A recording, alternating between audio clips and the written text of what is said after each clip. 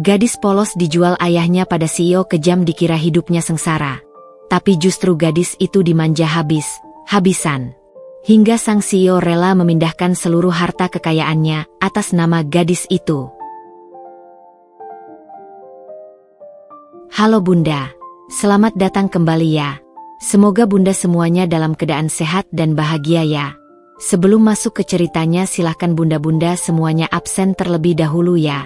Bunda semuanya dari daerah mana saja yang sudah subscribe semoga rezekinya lancar ya.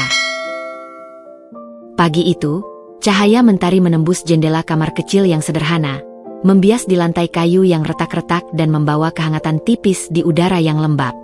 Aroma kopi basi bercampur dengan debu dan udara panas yang masuk dari ventilasi rusak, menandakan bahwa rumah itu telah lama tak lagi diperhatikan. Alina duduk di lantai, tubuhnya kurus, mengenakan pakaian lusuh yang sudah pudar warnanya. Matanya besar dan jernih, memancarkan kepolosan sekaligus rasa ingin tahu yang tak pernah padam, meski hidupnya penuh ketidakpastian. Ia baru berusia 17 tahun, namun sudah terbiasa menahan lapar dan dinginnya malam karena ayahnya selalu sibuk dengan urusan sendiri. Ibunya telah pergi sejak ia berusia 5 tahun, meninggalkannya pada pria yang kini ia sebut sebagai ayah, tapi tak lagi ia kenal. Bapak Rudi, ayah Alina, adalah sosok yang dulunya penuh ambisi. Ia pernah bermimpi besar, ingin kaya dan berpengaruh, namun ambisinya hancur oleh kebiasaan buruk yang kini membentuk dirinya menjadi pria keras dan licik. Minuman keras, perjudian, dan obsesi pada uang menjadi prioritasnya, dan Alina hanyalah satu dari sekian banyak aset yang bisa ia manfaatkan untuk meraih keuntungan. Ia tidak kasar karena peduli atau ingin mendidik, melainkan karena ia selalu menempatkan materi lebih tinggi daripada ikatan darah sekalipun. Alina, cepat, jangan lambat lagi, teriak Bapak Rudi dari ruang tamu. Suaranya keras, menembus dinding tipis, hampir menakut-nakuti gadis itu. Ia menunduk, cepat mengikat rambutnya, karena ia tahu protes hanya akan menambah amarah ayahnya. Setiap kata yang keluar dari mulut pria itu seperti pisau yang siap menembus kepercayaan diri yang rapuh. Alina menghela napas panjang, mencoba menenangkan hatinya yang berdebar. Akhir-akhir ini, ayahnya sering berbicara dengan nada berat di telepon, membahas uang, janji-janji, dan kesepakatan yang tidak pernah melibatkan kepentingannya. Hatinya bergetar setiap kali mendengar kata peluang atau bisnis, karena ia tahu, kata-kata itu biasanya berarti sesuatu yang melibatkan dirinya, tapi bukan untuk kebaikannya. Kenangan masa kecilnya melintas di pikirannya. Ia dulu bermimpi pergi ke sekolah, memiliki teman, merasakan hangatnya pelukan seorang ayah yang menyayangi. Namun semua itu kini hanyalah bayangan samar, karena kenyataan di rumah ini keras, dingin, dan penuh kepalsuan.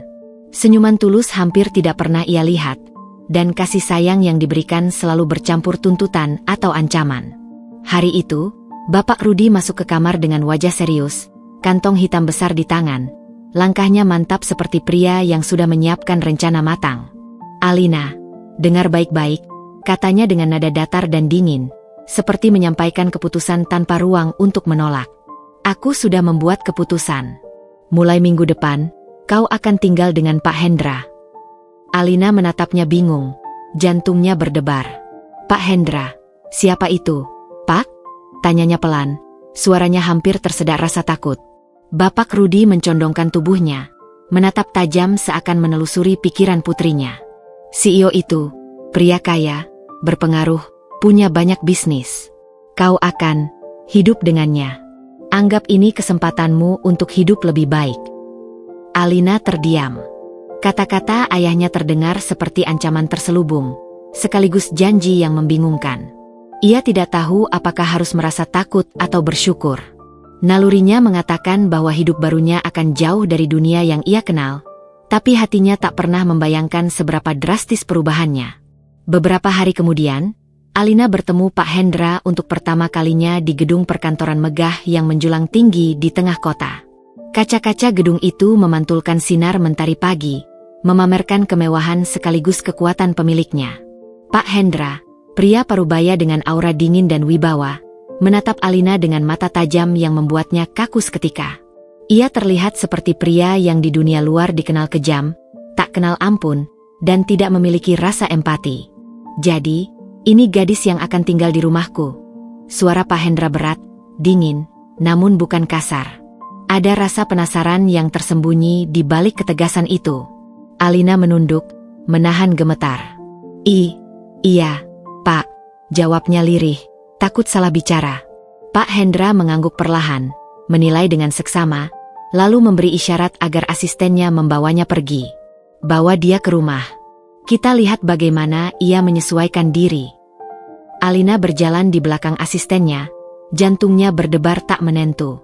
Ia membayangkan rumah megah itu sebagai penjara besar, tempat ia akan disiksa atau diperlakukan seperti benda. Tapi kenyataan yang menantinya berbeda sama sekali. Rumah Pak Hendra tidak menyeramkan, melainkan megah sekaligus nyaman. Setiap sudutnya memancarkan kemewahan yang selama ini hanya ia lihat di majalah.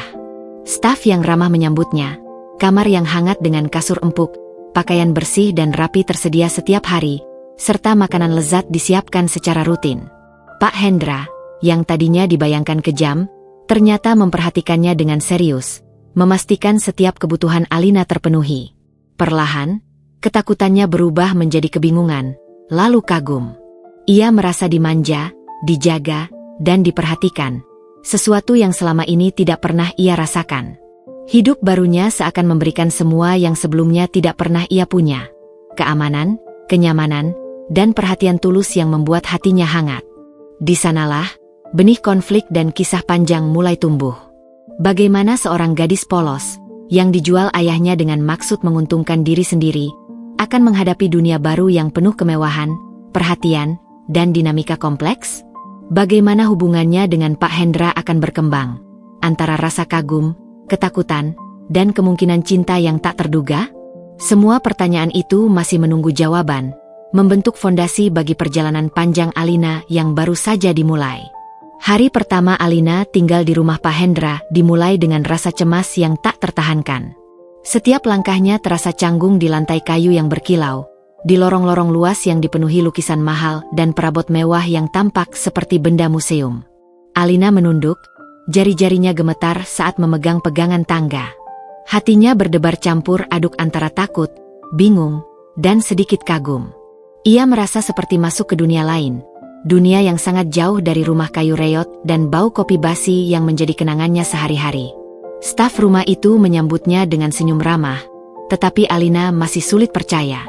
Mereka berbicara dengan sopan, menanyakan apa yang ia butuhkan, dan bahkan menawarkan pakaian baru yang rapi. Semua ini membuat Alina terdiam, karena ia tidak pernah mendapatkan perhatian seperti ini. Dalam benaknya, gadis itu bertanya-tanya apakah ada maksud tersembunyi di balik keramahan ini, atau apakah ia akan segera kecewa. Pak Hendra menatapnya dari ruang tamu dengan tatapan dingin yang tajam, tetapi kali ini bukan untuk menakuti.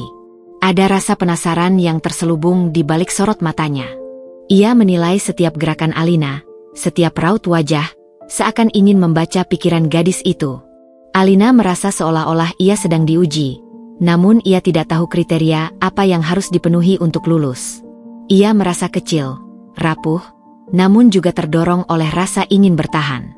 Hari itu, Pak Hendra memanggil Alina untuk makan siang bersamanya.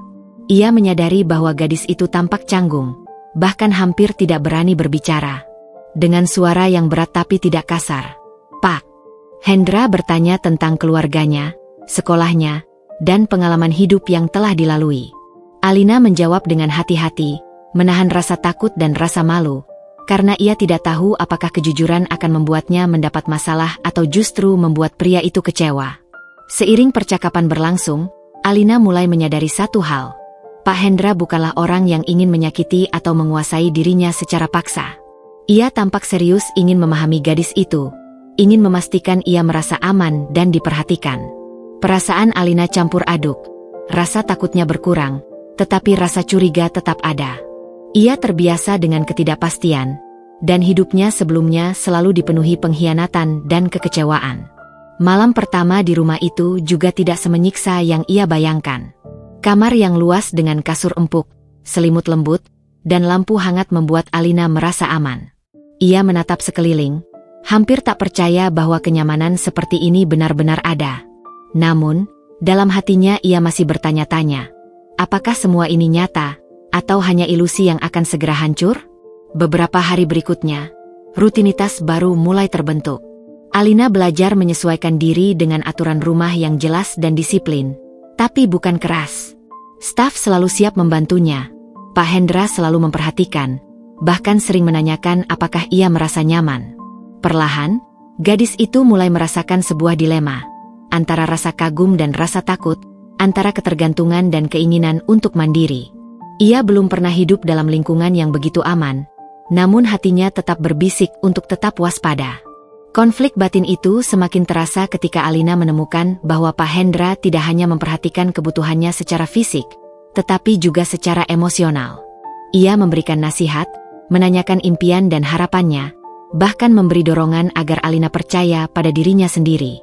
Bagian hati yang dulu selalu rapuh mulai merasa dihargai, tetapi bagian lainnya masih menolak percaya sepenuhnya, karena pengalaman masa lalunya telah membentuk tembok proteksi yang sulit ditembus.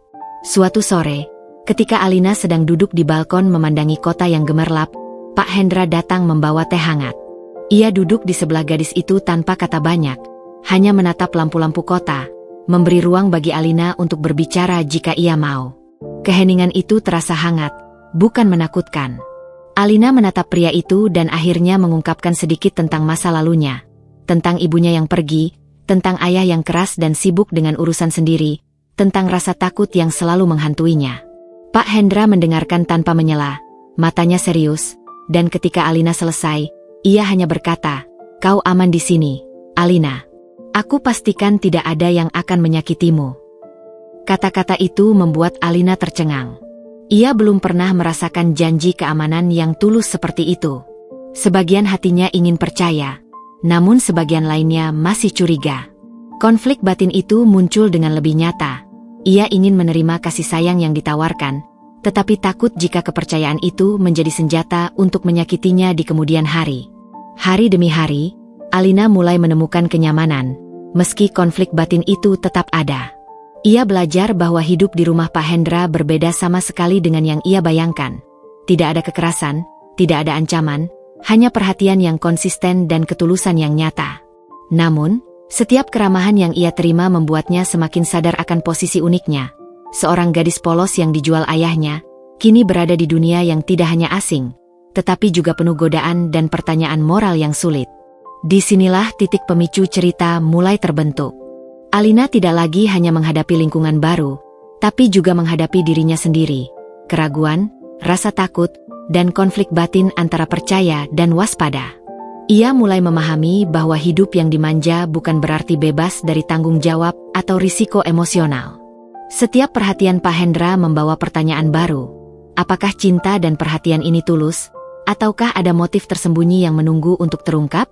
Pertemuan dengan dunia baru ini, yang awalnya tampak seperti berkah, mulai menimbulkan dilema dan ketegangan emosional.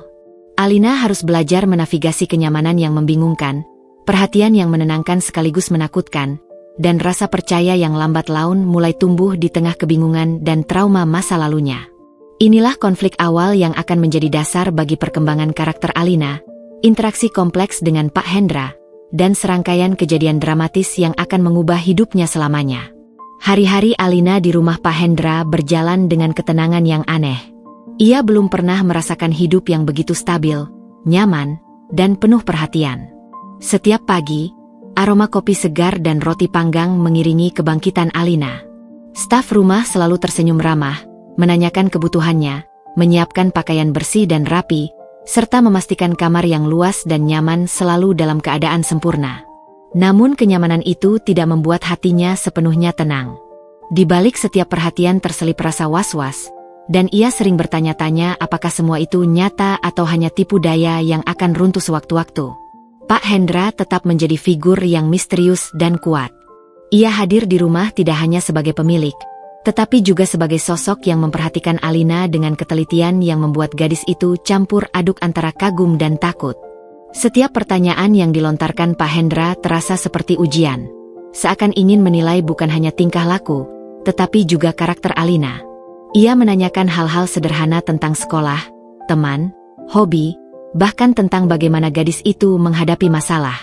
Alina belajar menahan diri, memilih kata-kata dengan hati-hati, takut salah bicara atau menyinggung perasaan pria itu. Namun, di balik ketegangan itu, ada rasa hangat yang belum pernah ia rasakan. Perhatian yang tulus, meski dibungkus ketegasan. Suatu sore, kejutan pertama datang. Pak Hendra membawa Alina ke sebuah butik mewah di pusat kota. "Pilih pakaian yang kau suka," katanya dengan suara berat namun lembut, sambil menyerahkan kartu belanja. Alina terdiam, matanya membesar. Selama ini, ia selalu memakai pakaian bekas, lusuh, atau seadanya. Kini ia dibiarkan memilih gaun, sepatu, dan aksesori sesuka hati. Hatinya bergetar, rasa kagum bercampur kebingungan. Ia merasa bersalah sekaligus senang. Bersalah karena ia merasa tidak pantas mendapat perlakuan seperti ini.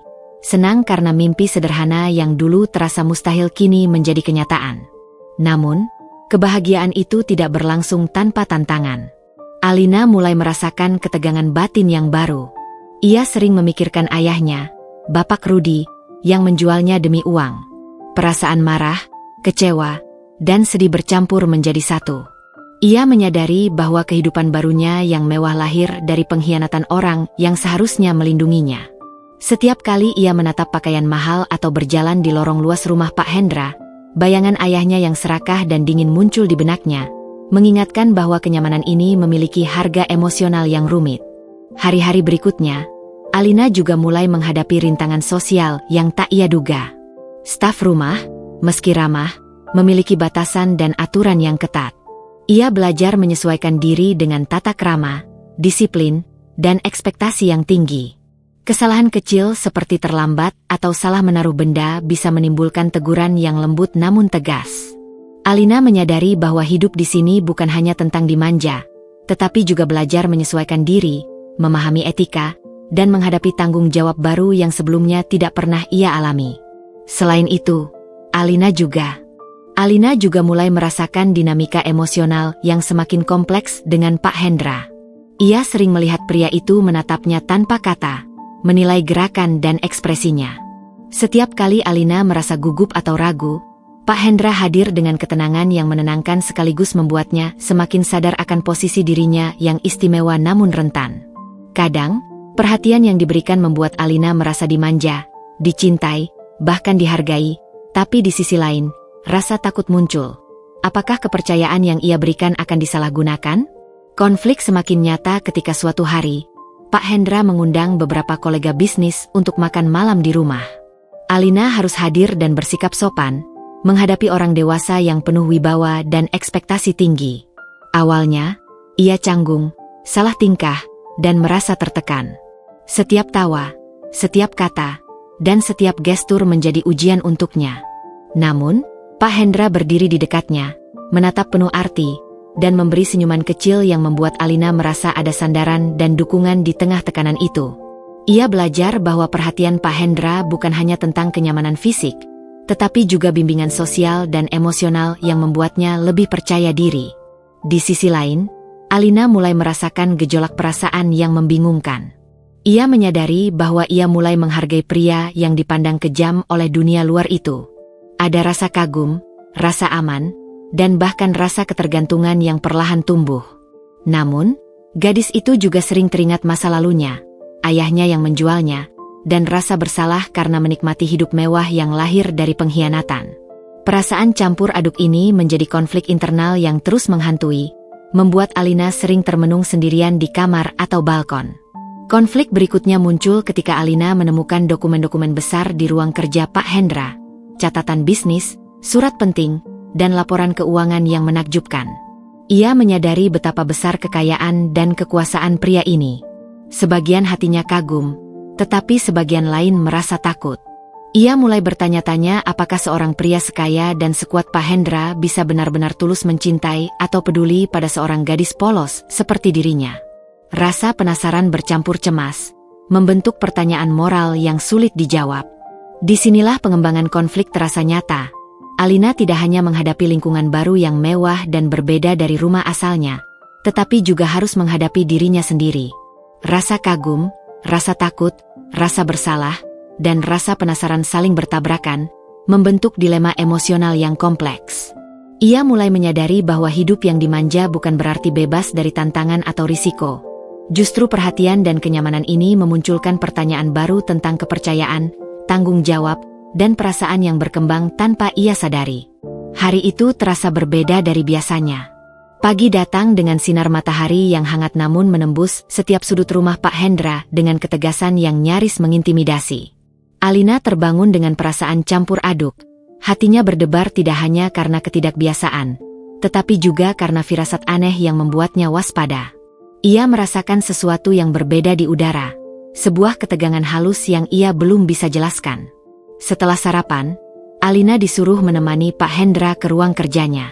Ia menuruti langkah dengan hati-hati, jari-jarinya menempel pada pegangan pintu untuk menenangkan diri.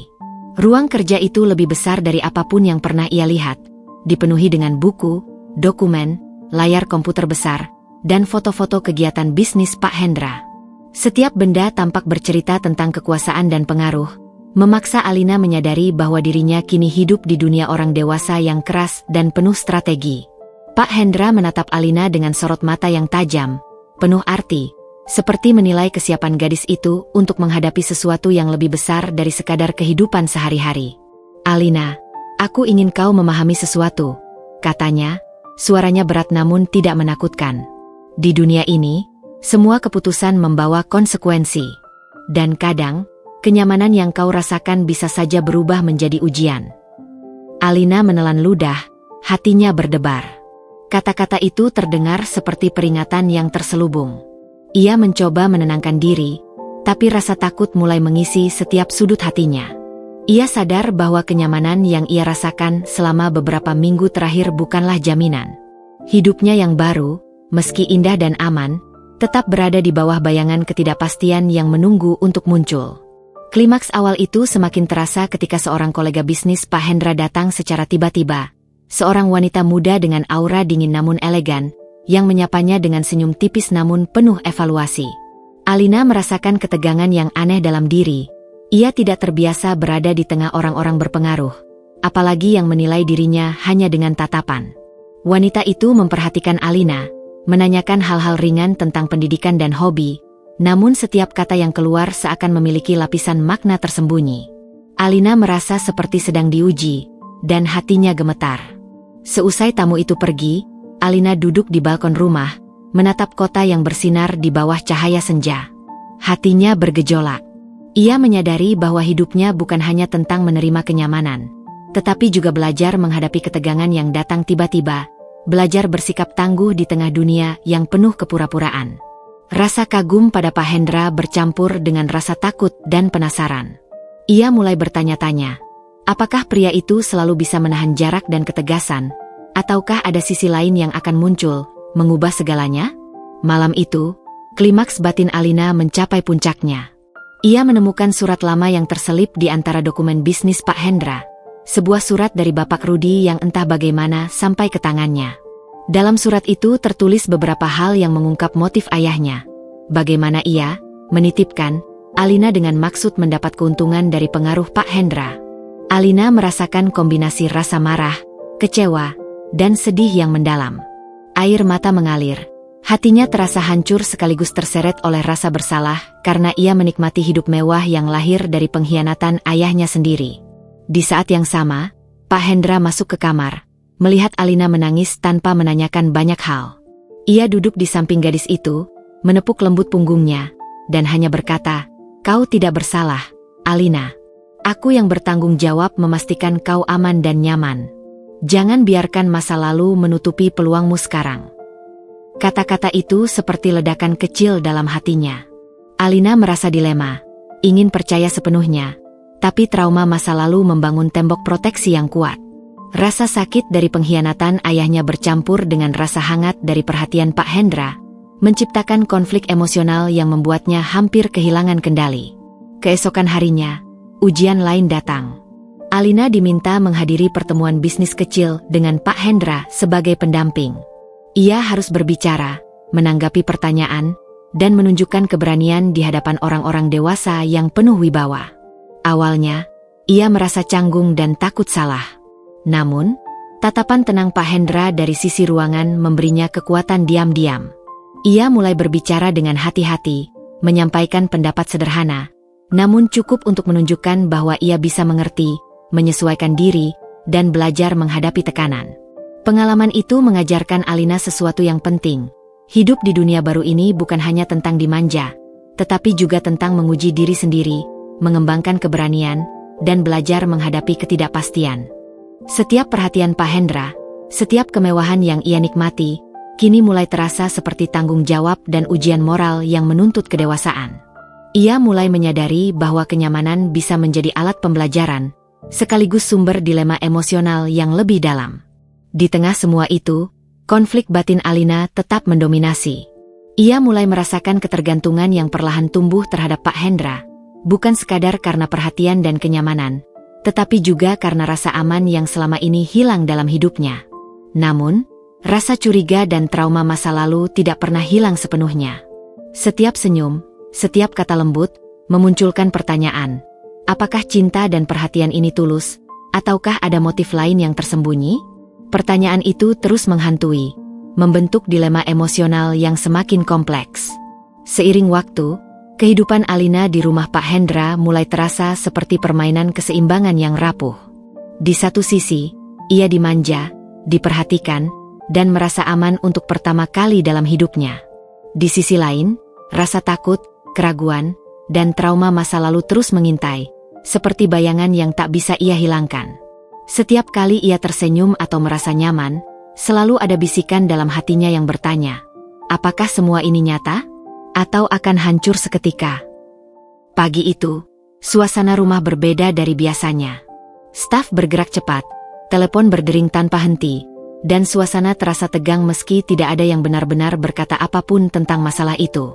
Alina merasakan sesuatu yang aneh di udara, kombinasi antara ketegangan dan urgensi yang membuat perutnya mual. Ia mencoba menenangkan diri, berusaha menyesuaikan langkah dengan ritme rumah yang sibuk, namun hatinya tetap tegang. Pak Hendra muncul lebih awal dari biasanya, mengenakan jas rapi dan wajah serius. Ia menatap Alina sebentar sebelum berkata, hari ini akan sedikit berbeda. Aku ingin kau ikut serta dalam rapat penting. Alina menelan ludah. Rapat bisnis terdengar sederhana, namun bagi gadis polos yang terbiasa hidup sederhana, menghadapi orang-orang dewasa penuh wibawa adalah ujian berat. Ia merasa gemetar, takut salah bicara, takut mengecewakan Pak Hendra, takut melakukan sesuatu yang bisa mengubah kenyamanan yang baru ia rasakan. Di ruang rapat, Alina langsung merasakan tekanan yang berbeda. Laki-laki dan perempuan berjas duduk mengelilingi meja besar, menatapnya dengan mata yang tajam dan penasaran. Mereka berbicara cepat, menggunakan istilah bisnis yang rumit, dan sesekali menatap Alina seolah menilai ketenangan dan keberaniannya. Ia menunduk, mencoba memahami, tapi setiap kata terasa menekan, membuatnya ingin mundur. Pak Hendra duduk di sampingnya, sesekali menatap dan memberi anggukan kecil yang tampak sederhana, namun memberi dukungan yang luar biasa.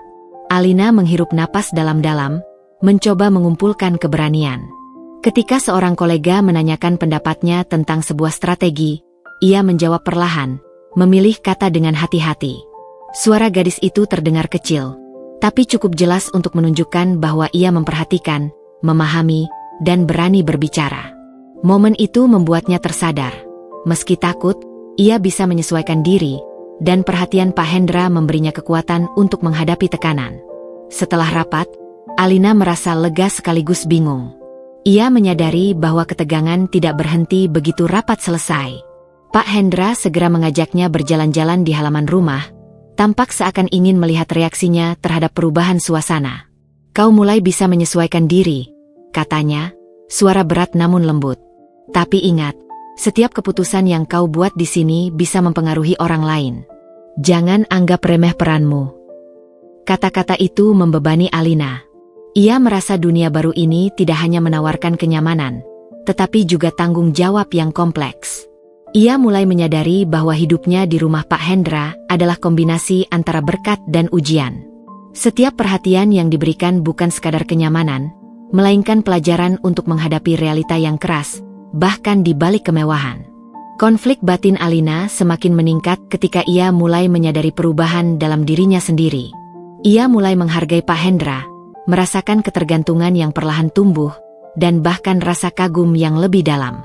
Namun, trauma masa lalu selalu hadir. Ia memikirkan ayahnya yang menjualnya demi uang, merasakan kemarahan dan kesedihan yang tidak hilang meski kenyamanan baru menutupi luka fisik dan materi. Rasa bersalah bercampur dengan rasa lega, membentuk dilema emosional yang sulit diurai. Ketegangan meningkat lagi ketika suatu malam, Alina tanpa sengaja mendengar percakapan antara Pak Hendra dan asistennya di ruang kerja. Mereka membahas masalah bisnis yang serius, tetapi Alina menangkap kalimat yang membuatnya tercengang.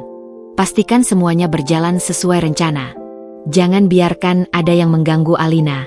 Dunia ini bisa jadi kejam jika dia tidak siap. Kata-kata itu membingungkan dan menakutkan. Apakah Pak Hendra hanya ingin melindunginya?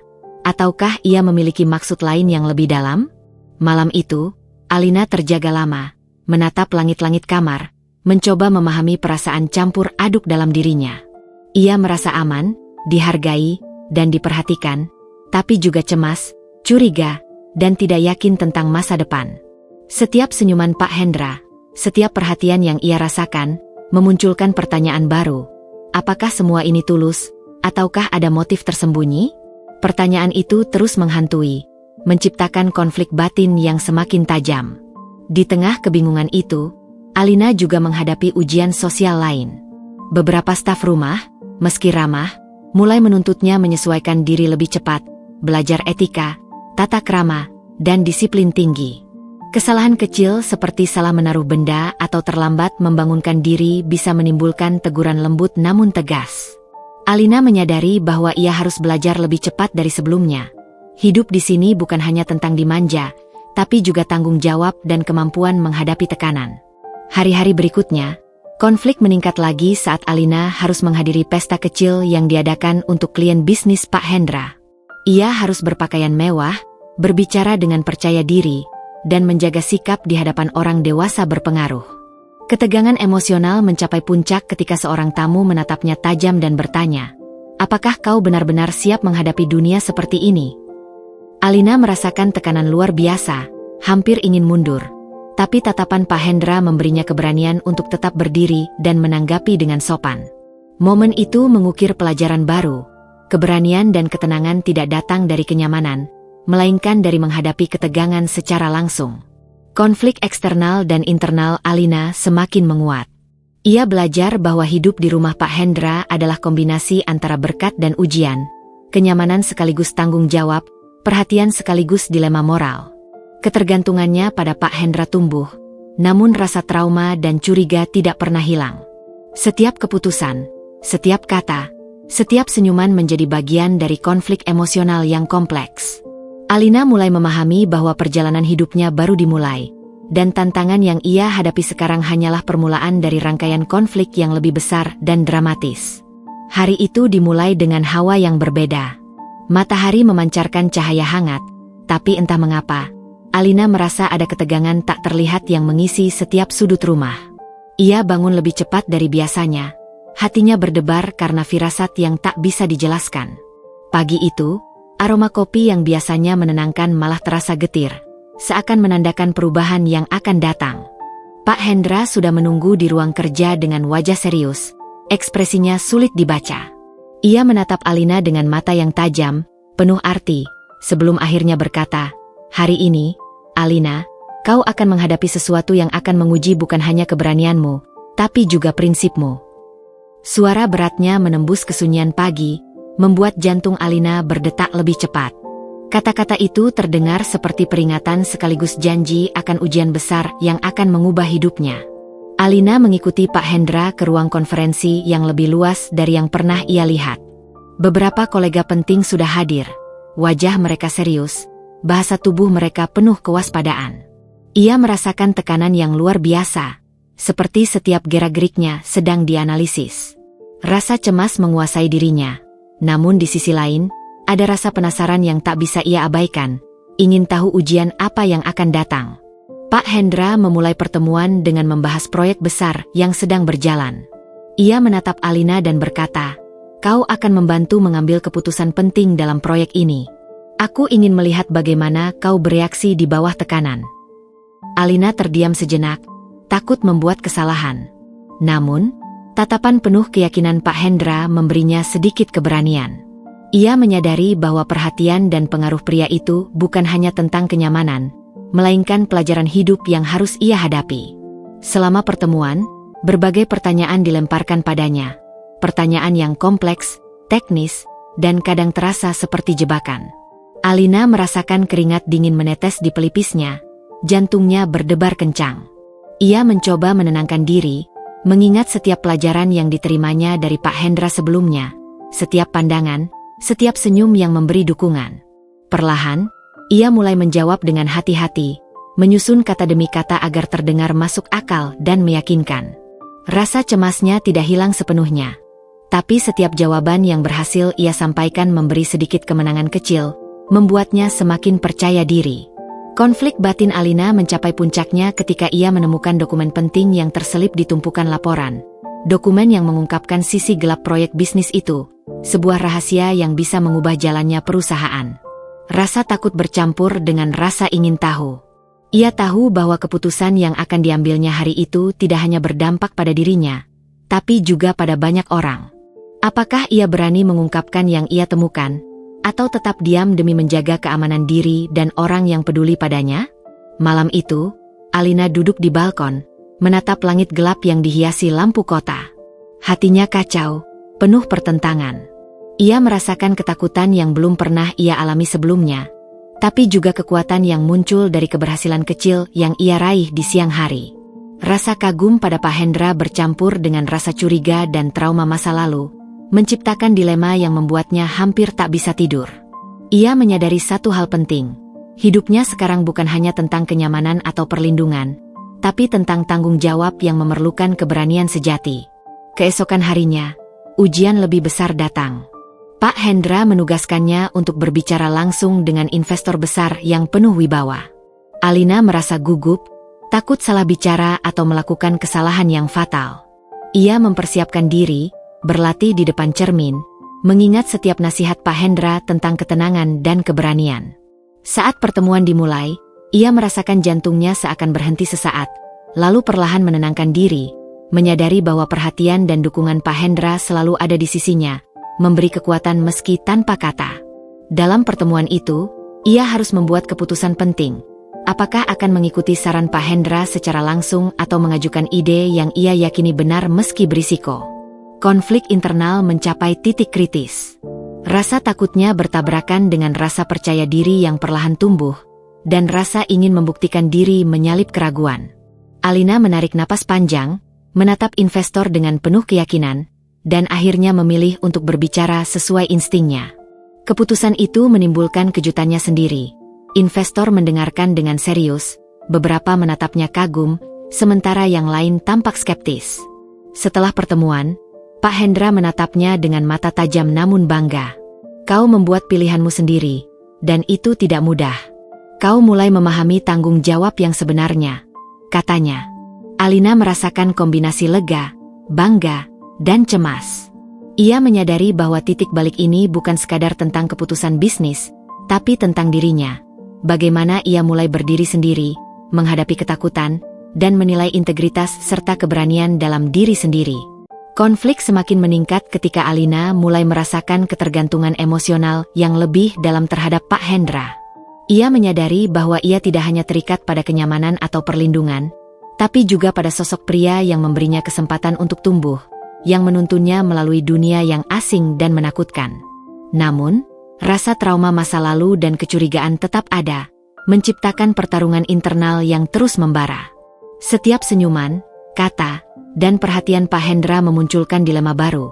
Apakah ini tulus, ataukah ada motif tersembunyi? Di titik ini, Alina menghadapi kenyataan yang pahit. Hidupnya kini penuh pilihan sulit, konflik batin, dan tanggung jawab yang tidak pernah ia bayangkan sebelumnya. Titik balik ini menandai awal dari perjalanan yang lebih menantang, di mana setiap langkah akan menentukan siapa ia sebenarnya, seberapa besar keberanian yang dimilikinya, dan bagaimana ia akan menghadapi dunia yang keras, indah, dan penuh intrik ini. Hari-hari setelah pertemuan dengan investor seharusnya menjadi masa tenang bagi Alina. Ia telah melewati ujian besar, berhasil berdiri di hadapan orang-orang penting, dan bahkan mendapatkan pengakuan dari Pak Hendra. Namun, ketenangan itu tidak berlangsung lama. Justru setelah keberhasilan itu, badai baru mulai datang. Lebih keras, lebih menggetarkan, dan lebih menyakitkan. Alina mulai merasakan perubahan sikap dari sebagian orang di sekitar Pak Hendra. Beberapa staf yang awalnya bersikap ramah kini menunjukkan tatapan dingin, seakan keberadaannya adalah ancaman. Ia mendengar bisikan-bisikan halus di lorong-lorong rumah besar itu, nada suara yang penuh iri, dan desas-desus yang menusuk hati. Dia hanya gadis yang dipungut, kenapa harus ikut campur dalam urusan penting? Begitu salah satu suara terdengar saat ia tanpa sengaja melewati dapur. Kata-kata itu menempel seperti duri di benaknya, membuatnya ragu apakah ia benar-benar pantas berada di sana. Pak Hendra tampaknya menyadari ketegangan itu. Ia lebih protektif dari sebelumnya, sering melibatkan Alina dalam urusan-urusan pribadi, bahkan memperkenalkannya ke lingkaran yang lebih eksklusif. Namun, semakin ia dimasukkan ke dalam dunia Pak Hendra, semakin besar pula rasa penolakan dari orang-orang yang merasa posisinya terancam. Alina merasa terjebak di tengah pusaran. Di satu sisi ia ingin membuktikan dirinya layak, di sisi lain, rasa tidak diterima menghantam hatinya dengan keras. Puncak ketegangan datang ketika sebuah rapat internal membahas kebocoran data penting perusahaan. Dokumen yang seharusnya dirahasiakan tiba-tiba beredar di luar, menyebabkan proyek besar hampir gagal. Semua orang panik, dan untuk alasan yang tidak jelas, kecurigaan justru mengarah kepada Alina. Ia terkejut, tubuhnya gemetar saat salah satu manajer menunjuk padanya dan berkata dengan nada sinis, "Sejak gadis ini ikut campur, banyak hal aneh terjadi. Bagaimana jika dia yang membocorkan?" Ruangan mendadak hening, semua mata tertuju padanya. Alina hampir kehilangan suaranya, lidahnya kaku, ingin membela diri tapi rasa takut menahannya. Ia menoleh pada Pak Hendra, berharap mendapat perlindungan, namun ekspresi wajah pria itu sulit dibaca. Bukan kemarahan, bukan pula dukungan sepenuhnya, melainkan tatapan tajam yang penuh pertanyaan, seakan ia juga ingin tahu apa yang sebenarnya terjadi. Tatapan itu menusuk hati Alina lebih dalam daripada tuduhan siapapun. Malam itu, Alina menangis diam-diam di kamar. Perasaan dikhianati menyelimuti dirinya. Ia sudah berusaha keras untuk menyesuaikan diri, membuktikan keberanian, namun akhirnya ia tetap dianggap orang luar. Ia mulai bertanya-tanya, apakah Pak Hendra benar-benar percaya padanya? Ataukah semua ini hanyalah permainan untuk menguji kesetiaannya? Keraguan itu menghantui pikirannya, menciptakan jarak emosional yang perlahan merenggangkan ikatan di antara mereka. Rintangan semakin berat ketika Alina menemukan bukti bahwa ada seseorang dari dalam rumah yang memang sengaja menjebaknya. Sebuah email yang dikirim dari akunnya, padahal ia tidak pernah menulisnya. Tangannya gemetar saat membaca kalimat-kalimat itu, begitu detail seakan benar-benar ia yang melakukannya. Rasa marah bercampur ketakutan. Ia tahu ada yang berkhianat, seseorang yang ingin menghancurkan reputasinya di mata Pak Hendra. Namun siapa? Dan mengapa ia menjadi sasaran? Keesokan harinya, Alina memberanikan diri menunjukkan bukti itu pada Pak Hendra. Ia menatapnya dengan mata yang basah namun penuh tekad. "Aku tidak melakukan ini. Seseorang ingin menjebakku." Suaranya bergetar, tetapi kali ini ia tidak ingin mundur. Pak Hendra terdiam lama, matanya meneliti wajah Alina, seakan mencoba membaca kejujuran dari sorot matanya. Akhirnya ia menghela napas berat dan berkata, "Aku percaya padamu, Alina. Tapi dunia ini kejam, tidak semua orang menginginkanmu di sisiku." Kata-kata itu sedikit menenangkan, tapi juga menimbulkan luka baru. Pak Hendra percaya, namun ia tidak melakukan apapun untuk menghentikan bisikan, tuduhan, dan rasa sakit yang diterima Alina dari orang-orang lain. Ia masih membiarkannya bertarung sendiri, seolah itu bagian dari ujian yang harus dijalani. Alina mulai sadar, perlindungan yang diberikan pria itu bukanlah perisai yang selalu bisa ia andalkan, melainkan cambuk yang memaksanya menjadi lebih kuat, bahkan di tengah rasa sakit yang nyaris menghancurkannya. Hari-hari berikutnya menjadi lebih berat. Alina sering mendapati dirinya diawasi, dicurigai, bahkan dijauhi. Rasa kesepian menyiksa, ditambah dengan trauma masa lalu tentang ayahnya yang menjualnya, kini terulang dalam bentuk lain. Ia kembali merasa tidak diinginkan, tidak dipercaya, tidak dihargai. Namun di balik rasa sakit itu, muncul sesuatu yang baru, tekad. Ia mulai belajar diam-diam, mempelajari dokumen, mencatat setiap detail, berusaha mencari tahu siapa dalang di balik pengkhianatan ini. Titik balik kecil muncul ketika ia tanpa sengaja mendengar percakapan dua staf di koridor. Mereka berbicara lirih tentang seseorang yang dibayar oleh pesaing bisnis untuk menyusup dan menjatuhkan Pak Hendra dari dalam. Nama yang disebutkan membuat Alina tercekat. Orang yang selama ini ia anggap cukup ramah, ternyata adalah pengkhianat sebenarnya. Malam itu, Alina hampir tak bisa tidur. Hatinya dipenuhi ketakutan sekaligus keberanian yang tumbuh. Ia tahu bahwa jika ingin bertahan, ia harus menghadapi ini langsung, meski risikonya besar. Babak baru dalam hidupnya dimulai di sini. Rintangan bukan lagi sekadar adaptasi sosial atau rasa takut akan masa lalu, melainkan pengkhianatan nyata yang bisa menghancurkan bukan hanya dirinya, tapi juga pria yang kini mulai berarti lebih dari sekadar pelindung. Alina sadar, langkah yang akan ia ambil berikutnya akan menentukan segalanya. Apakah ia akan tetap menjadi gadis polos yang terus dibayangi ketakutan, atau menjadi seseorang yang berani berdiri melawan intrik dan pengkhianatan, meski harus menanggung luka yang lebih dalam. Sejak malam ia mendengar percakapan dua staf yang menyebut nama pengkhianat sebenarnya, Alina tidak bisa lagi tidur nyenyak. Bayangan wajah orang itu terus menghantui pikirannya, bercampur dengan rasa takut sekaligus kemarahan. Gadis polos yang dulu hanya bisa pasrah kini mulai menyadari bahwa dirinya sedang berdiri di medan perang yang nyata. Dan untuk pertama kalinya, ia bertekad tidak akan hanya bersembunyi di balik perlindungan Pak Hendra. Ia ingin membuktikan bahwa dirinya bukan beban, bukan sekadar boneka yang bisa dipermainkan, melainkan seseorang yang mampu bertarung demi harga diri. Pagi itu, ia berdiri lama di depan cermin. Matanya sembab, tapi sorotnya berbeda, lebih tajam, lebih berani. "Aku tidak akan membiarkan mereka menang," bisiknya pada diri sendiri. Dengan tangan yang sedikit gemetar, ia mengambil sebuah buku catatan kecil tempat ia menyimpan detail-detail mencurigakan yang diam-diam ia kumpulkan. Setiap pertemuan, percakapan singkat, hingga dokumen yang terasa janggal, ia tulis dengan teliti. Alina tahu, inilah satu-satunya senjata yang ia punya untuk menghadapi orang-orang yang ingin menjatuhkannya. Hari-hari berikutnya, Alina mulai bergerak lebih hati-hati. Ia berpura-pura sibuk dengan urusan kecil. Padahal diam-diam ia mengawasi gerak-gerik staf yang ia curigai. Rasa takut seringkali membuat langkahnya ragu. Jika ketahuan, ia bisa semakin dituduh. Namun, setiap kali rasa gentar muncul, ia mengingat masa lalu ketika ayahnya menjualnya tanpa belas kasihan. Luka itu menjadi pengingat bahwa ia tidak boleh lagi pasrah. Ia harus melawan, apapun risikonya.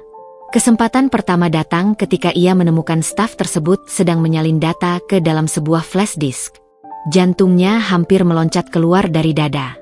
Dari balik pintu yang sedikit terbuka, ia melihat dengan jelas bagaimana pria itu bergerak terburu-buru, wajahnya tegang. Alina menggigit bibir, menahan diri untuk tidak langsung masuk. Ia tahu, bukti harus dikumpulkan dengan cerdas, bukan hanya sekadar tuduhan tanpa dasar. Dengan hati-hati, ia memotret kejadian itu menggunakan ponsel yang digenggam erat di tangannya. Gambar itu mungkin kabur, tapi cukup untuk menjadi jejak awal. Namun, permainan semakin berbahaya. Beberapa hari setelahnya, Alina merasa diawasi. Ada tatapan-tatapan curiga yang mengikuti langkahnya, bisikan yang berhenti setiap kali ia mendekat. Bahkan, suatu malam ia menemukan pintu kamarnya tidak terkunci padahal ia yakin telah menutupnya rapat. Rasa dingin menjalari tubuhnya. Ada seseorang yang mencoba masuk. Alina tidak bisa lagi menganggap enteng. Ia sadar, keberaniannya mencari bukti bisa saja mengantarnya pada bahaya yang lebih besar. Di tengah rasa takut itu, ia akhirnya memberanikan diri menceritakan temuannya kepada Pak Hendra. Dengan suara bergetar namun penuh tekad, ia menunjukkan foto yang ia ambil dan catatan kecil yang ia buat. "Aku tahu siapa yang berkhianat," ucapnya. Mata Pak Hendra melebar, lalu menatapnya lama, seolah menilai bukan hanya bukti, tetapi juga keberanian gadis itu. Ada keheningan yang menekan, hingga akhirnya pria itu tersenyum tipis, bukan senyum biasa, melainkan senyum yang mengandung rasa kagum. "Kau sudah melangkah lebih jauh daripada yang kubayangkan, Alina," katanya. "Tapi ini berbahaya. Kau harus berhati-hati. Meski demikian, Alina merasa belum lega. Baginya, keberanian yang teruji bukan hanya soal mengumpulkan bukti, melainkan juga berani menghadapi langsung orang yang mengkhianatinya. Dan kesempatan itu datang lebih cepat dari yang ia sangka. Suatu malam, ia mendapati pengkhianat itu sedang keluar diam-diam dengan koper kecil di tangannya. Tanpa berpikir panjang, Alina memberanikan diri menghadang di koridor. "Kenapa kau melakukannya?" tanyanya dengan suara bergetar, namun matanya menatap tajam. Pria itu terkejut, lalu tertawa sinis. "Kau pikir siapa kau? Berani menghalangiku? Kau cuma anak pungut yang disayang karena kasihan." Kata-kata itu menusuk jantung Alina, mengingatkan pada setiap bisikan merendahkan yang pernah ia dengar. Namun kali ini, ia tidak mundur.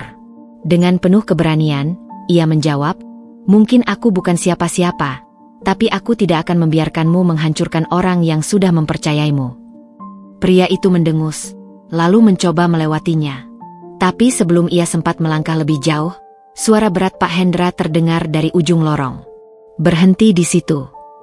Suasananya mendadak membeku. Wajah pengkhianat itu pucat, sementara Alina merasa lututnya lemas namun hatinya berteriak lega. Pak Hendra melangkah maju, menatap dingin, dan berkata dengan suara yang menusuk, "Aku sudah tahu semuanya. Dan berkat keberanian Alina, aku punya bukti untuk menyingkirkanmu." Malam itu berakhir dengan ketegangan yang memuncak. Sang pengkhianat berhasil ditangani, dan perusahaan selamat dari sabotase. Namun bagi Alina, yang lebih penting adalah keberanian yang ia temukan dalam dirinya. Untuk pertama kalinya, ia tidak hanya menjadi gadis yang dilindungi, melainkan pelindung bagi sesuatu yang jauh lebih besar, kepercayaan dan harga dirinya sendiri. Pak Hendra menatapnya lama setelah semuanya selesai. Ada kebanggaan yang jelas terpancar, tapi juga rasa bersalah karena membiarkan gadis itu menghadapi bahaya sendirian. "Kau jauh lebih kuat daripada yang kukira," katanya pelan. Alina menunduk, menahan air mata yang ingin jatuh. Hatinya dipenuhi campuran lega, bangga, dan kelelahan. Malam itu, ia menyadari bahwa titik rapuh dalam dirinya perlahan berubah menjadi kekuatan yang tidak bisa lagi diremehkan. Namun, di balik keberhasilan itu, Alina tahu ini bukan akhir. Justru inilah awal dari perjalanan yang lebih sulit. Karena ketika seseorang berani berdiri, akan selalu ada bayangan yang ingin menjatuhkan. Dan keberaniannya kali ini hanyalah pintu menuju ujian-ujian yang lebih besar yang menantinya di depan. Kemenangan kecil yang baru saja diraih Alina terasa bagai cahaya dalam kegelapan. Ia telah berani melawan pengkhianat, membuktikan dirinya tidak lagi gadis yang hanya bisa menangis di pojok kamar. Namun, setelah ketegangan mereda, kesunyian justru terasa lebih berat. Malam itu, meski tubuhnya lelah, pikirannya tak mau diam. Ia menatap langit-langit kamar, mendengar gema suara pengkhianat yang menuduhnya, anak pungut yang hanya dikasihani. Kata-kata itu menancap lebih dalam daripada yang ia bayangkan, membuka luka lama yang belum benar-benar sembuh. Esok harinya, keadaan di rumah besar itu tampak normal di permukaan. Staf beraktivitas seperti biasa, walau Alina bisa merasakan ada jarak yang semakin jelas antara dirinya dengan sebagian orang. Kemenangan yang seharusnya membuatnya dihormati justru menambah rasa iri dan dengki. Alina mencoba mengabaikan, tapi hatinya tetap perih. Ia mencari kehangatan pada Pak Hendra, namun pria itu semakin sibuk dengan urusan perusahaan pasca pengkhianatan. Ia jarang pulang tepat waktu, dan saat pulang pun lebih sering terdiam, tenggelam dalam pikirannya. Suatu sore, Alina duduk di perpustakaan rumah, mencoba menenangkan diri dengan membaca buku-buku tua yang tersusun rapi di rak. Tangannya tanpa sengaja menemukan sebuah map coklat yang tersembunyi di balik tumpukan dokumen. Rasa penasaran membuatnya membuka, dan seketika jantungnya berhenti berdetak. Di dalamnya ada salinan kontrak yang dulu ditandatangani ayahnya, kontrak penjualan dirinya kepada Pak Hendra. Tinta hitam itu masih jelas terbaca, dengan tanda tangan ayahnya yang familiar dan cap legal yang membuatnya tidak bisa menyangkal kebenaran. Air matanya jatuh membasahi kertas. Ia selalu tahu dirinya dijual, tapi melihat bukti fisik di tangannya menimbulkan rasa sakit yang tak tertahankan. Lebih menyakitkan lagi, ada catatan kecil di pojok kontrak yang ditulis tangan, dan itu adalah tulisan Pak Hendra. Gadis ini bisa menjadi kunci masa depan. Kata-kata itu membuat hatinya hancur. Selama ini ia ingin percaya bahwa kehadirannya berarti lebih dari sekadar transaksi. Tapi catatan itu seolah menghapus semua kebahagiaan yang pernah ia rasakan. Alina terisak di ruangan itu sendirian. Ia merasa ditipu, merasa semua kasih sayang yang diterimanya hanyalah bagian dari permainan. Malam itu, ketika Pak Hendra pulang, ia tidak berlari menyambutnya seperti biasa. Ia bersembunyi di kamar, menahan perih yang menyayat. Namun, perasaan itu bercampur dengan kerinduan yang tak bisa ia tolak. Hatinya bimbang, antara ingin marah pada pria itu, atau tetap bertahan karena diam-diam ia sudah terlalu bergantung padanya. Keesokan harinya, suasana semakin tegang. Alina mendengar kabar dari salah satu staf lama yang berani berbisik kepadanya. Ayahmu, dia bukan hanya menjualmu. Ada sesuatu yang lebih besar di baliknya. Gadis itu menoleh dengan kaget. Staf itu menunduk, enggan menjelaskan lebih jauh, lalu buru-buru pergi seakan takut ketahuan. Kata-kata samar itu membakar rasa penasaran Alina. Apa maksudnya ada sesuatu yang lebih besar? Pencarian jawaban membawa Alina kembali ke map coklat itu. Ia membaca lebih teliti, menemukan sebuah lampiran yang sebelumnya terlipat rapi. Di sana tertera perjanjian hutang besar yang ditanggung ayahnya kepada sebuah perusahaan misterius. Nama perusahaan itu membuat darahnya membeku. Perusahaan yang selama ini menjadi pesaing utama Pak Hendra. Tiba-tiba potongan-potongan puzzle mulai menyatu. Ayahnya tidak sekadar menjualnya karena kemiskinan atau keputusasaan, melainkan karena ia dijadikan alat dalam permainan bisnis yang jauh lebih besar. Rasanya bagai dikhianati dua kali. Pertama oleh ayah yang seharusnya melindungi, lalu oleh takdir yang menyeretnya ke dalam permainan kekuasaan. Alina meremas kertas itu dengan tangan gemetar. Hatinya penuh kemarahan, namun juga kebingungan. Jika benar dirinya hanya pion dalam pertarungan bisnis, lalu bagaimana dengan perhatian, belayan, dan perlindungan Pak Hendra selama ini? Apakah itu semua nyata? Atau hanya topeng untuk menjaga aset berharganya? Malam itu, keberanian yang sebelumnya membuatnya tegak kini runtuh menjadi rapuh kembali. Ia memberanikan diri masuk ke ruang kerja Pak Hendra, menatap pria itu dengan mata yang penuh air. Aku menemukan kontrak itu, ucapnya lirih. Pak Hendra terdiam, lalu menutup map di mejanya perlahan. Tidak ada kebohongan di matanya, namun juga tidak ada jawaban yang langsung menenangkan. Aku tidak pernah menyembunyikan masa lalumu, Alina. Aku hanya menunggu waktu yang tepat untuk menjelaskan. Tepat? Suara Alina meninggi, gemetar. Apa tepat itu berarti setelah aku terlalu jauh jatuh hati padamu? Setelah aku terlalu bergantung padamu? Air matanya jatuh deras. Apakah aku ini hanya alat? Hanya kunci masa depanmu seperti yang kau tulis di kontrak itu? Pak Hendra terdiam lama, wajahnya terlihat letih. Ia akhirnya mendekat, namun Alina mundur selangkah. Kau bukan alat, Alina. Kau memang awalnya datang padaku lewat jalan yang salah.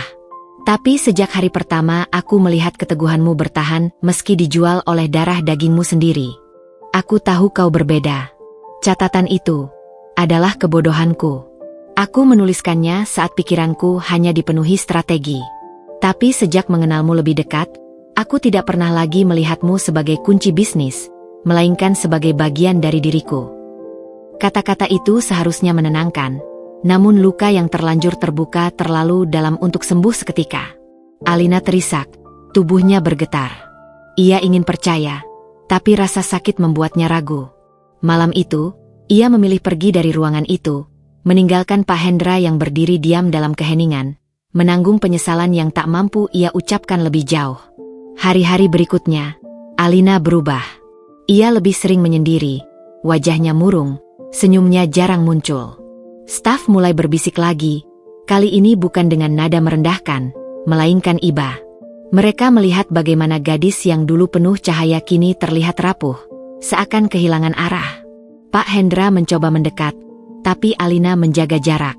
Ia belum siap mendengar janji-janji manis, belum siap membiarkan hatinya disembuhkan oleh orang yang sekaligus melukainya. Namun, dalam kesendiriannya itu, Alina juga mulai menemukan kekuatan baru. Ia sadar, Luka ini bukan untuk menjatuhkannya, melainkan untuk membangunkannya. Rahasia masa lalu telah terungkap, dan meski pahit, itu adalah bagian dari dirinya. Alina tahu, ia tidak bisa selamanya terperangkap dalam bayangan ayahnya atau bayangan Pak Hendra. Jika ingin bertahan, ia harus belajar berdiri di atas kakinya sendiri. Malam terakhir sebelum babak baru dimulai, Alina berdiri di balkon rumah besar itu. Angin malam berhembus, membawa dingin yang menusuk. Ia memejamkan mata, merasakan air mata terakhir menetes. Aku akan mencari kebenaran sepenuhnya, bisiknya. Aku akan menentukan jalanku sendiri, bukan karena ayahku, bukan karena kontrak, bahkan bukan karena Hendra. Langkah besar telah menantinya. Luka telah mengukir bekas dalam, dan rahasia telah mengguncang hatinya. Namun dari dalam luka itulah lahir kekuatan yang akan membuatnya melangkah ke arah yang lebih besar, menuju takdir yang belum pernah ia bayangkan sebelumnya. Hari-hari setelah rahasia itu terungkap bagai berjalan di atas pecahan kaca. Setiap langkah yang diambil Alina terasa menyakitkan. Setiap tatapan pada wajah Pak Hendra membuat luka di hatinya kembali berdarah. Gadis itu lebih banyak diam, tenggelam dalam pikirannya sendiri, seolah dunia di sekitarnya kehilangan warna. Namun, di balik kesunyian yang menyesakan itu, sebuah bara kecil perlahan menyala. Bara yang berasal dari luka, dari kekecewaan, dari kenyataan pahit yang ia temukan sendiri. Bara itu mulai tumbuh, berubah menjadi api yang memberi Alina kekuatan untuk tidak selamanya menjadi korban keadaan. Pagi itu, ia bangun lebih awal dari biasanya. Rambutnya masih kusut, wajahnya pucat, tetapi ada cahaya berbeda di matanya. Ia berdiri di depan cermin, menatap bayangannya lama-lama. Aku sudah terlalu lama membiarkan orang lain menentukan hidupku, gumamnya pelan. Mulai hari ini, aku akan menentukan jalanku sendiri. Kata-kata itu bukan sekadar janji, melainkan pengakuan pada dirinya sendiri bahwa ia tidak bisa lagi sembunyi di balik kasih sayang atau perlindungan siapapun. Ia harus kuat, bukan karena ingin, tapi karena harus. Alina mulai menyibukkan dirinya dengan hal-hal yang dulu ia hindari. Ia membaca dokumen-dokumen bisnis yang tersisa di perpustakaan, mempelajari istilah-istilah yang asing baginya, mencatat dengan tekun meski sering kali pusing. Ia memaksa dirinya untuk mengerti, karena ia tahu permainan yang menyeret hidupnya bukan sekadar urusan keluarga, melainkan pertarungan bisnis dan kekuasaan yang kejam. Ia tak ingin lagi menjadi pion, ia ingin menjadi pemain. Pak Hendra memperhatikan perubahan itu dari jauh. Pria itu melihat Alina yang dulu rapuh kini duduk berjam-jam dengan buku dan dokumen. Bahkan berani bertanya pada staf senior tentang hal-hal teknis yang rumit. Ada rasa bangga, tetapi juga perih di hatinya. Ia ingin mendekat, ingin membantu, namun Alina selalu menjaga jarak. Ia tahu, luka yang ia tinggalkan terlalu dalam untuk sembuh hanya dengan kata-kata.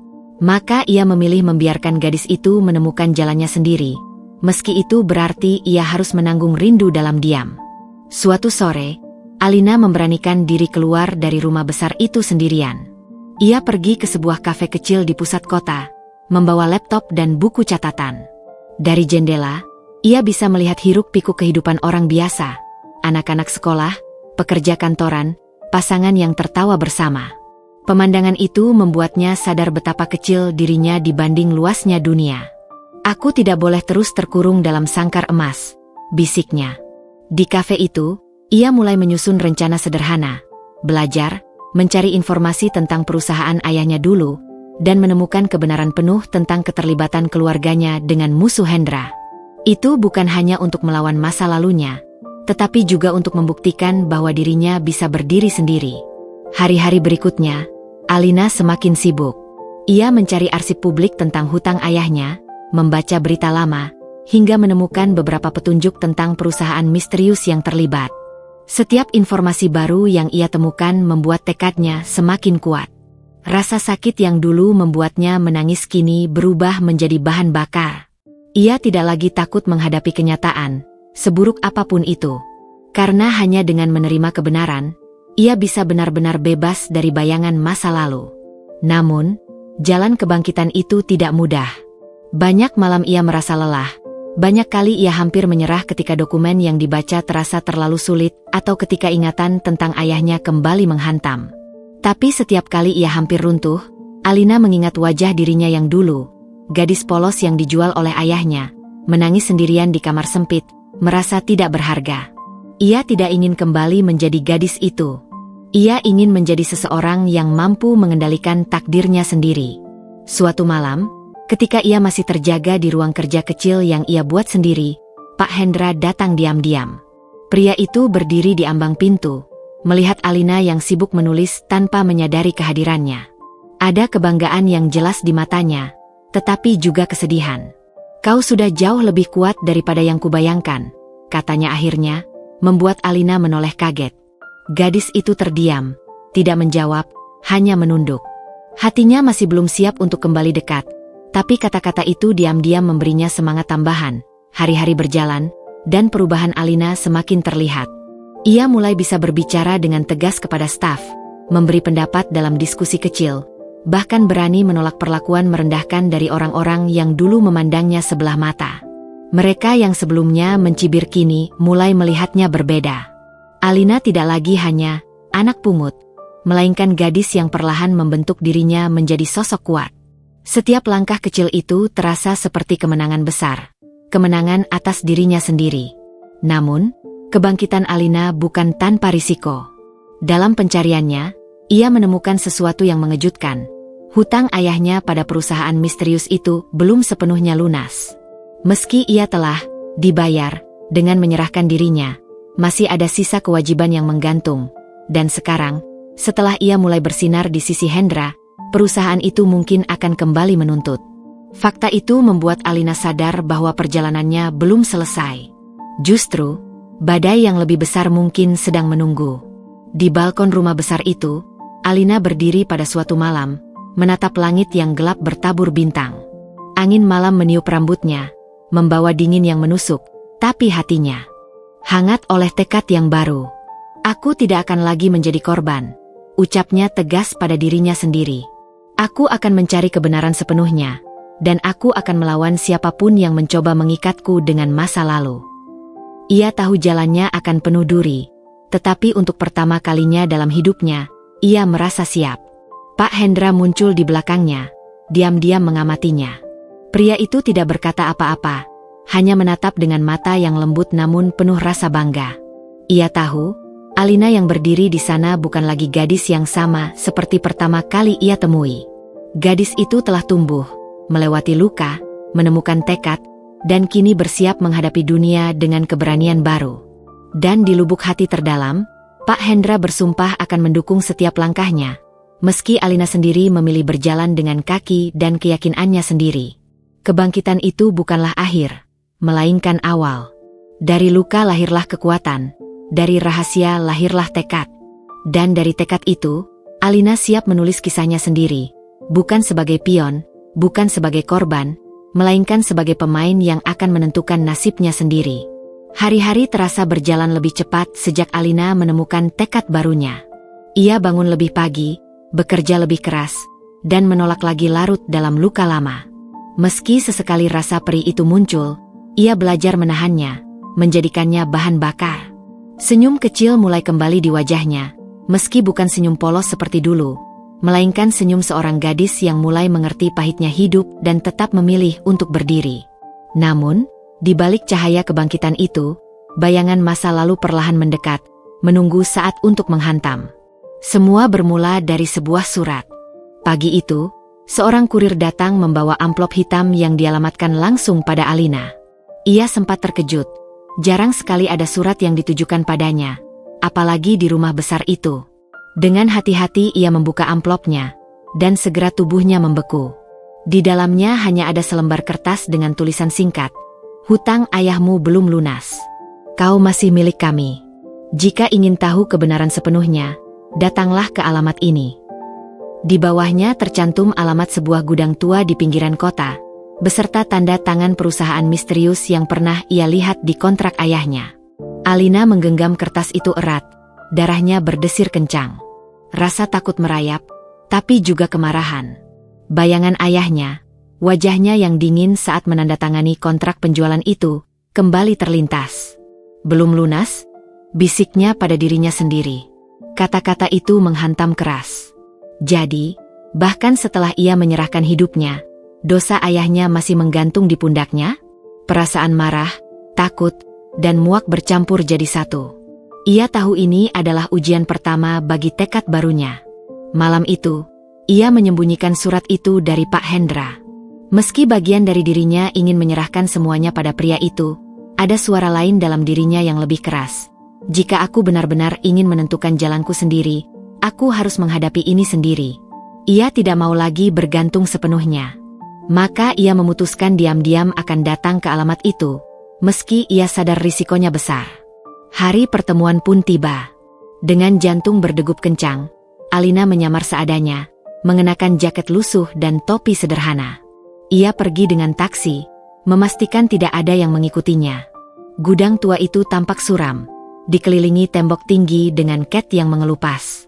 Pintu besinya berkarat, dan ketika ia mendorongnya, suara berderit panjang bergema, seakan menyambut langkahnya dengan ancaman.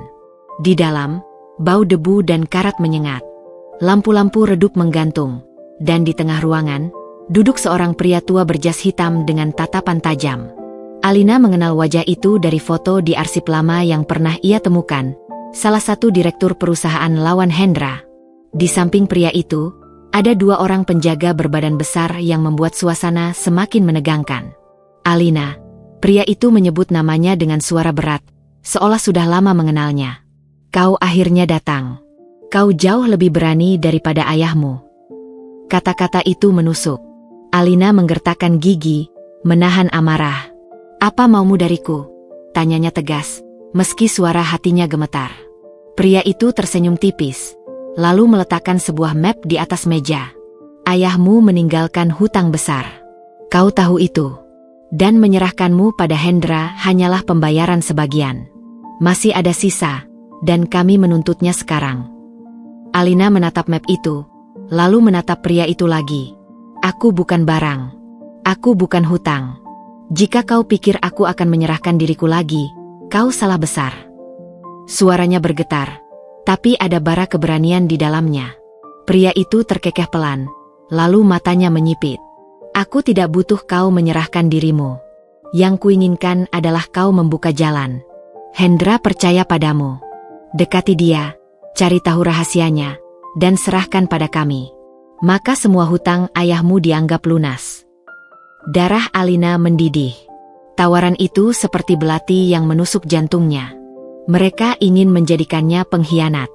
Untuk sesaat, ia teringat pada masa lalu ketika orang-orang meragukannya, ketika ia dituduh sebagai bocorannya. Rasa sakit itu kembali, tapi kini bercampur dengan amarah yang membuatnya lebih kuat. Ia menatap tajam pria itu, mata kecilnya berkaca-kaca, tetapi suaranya mantap.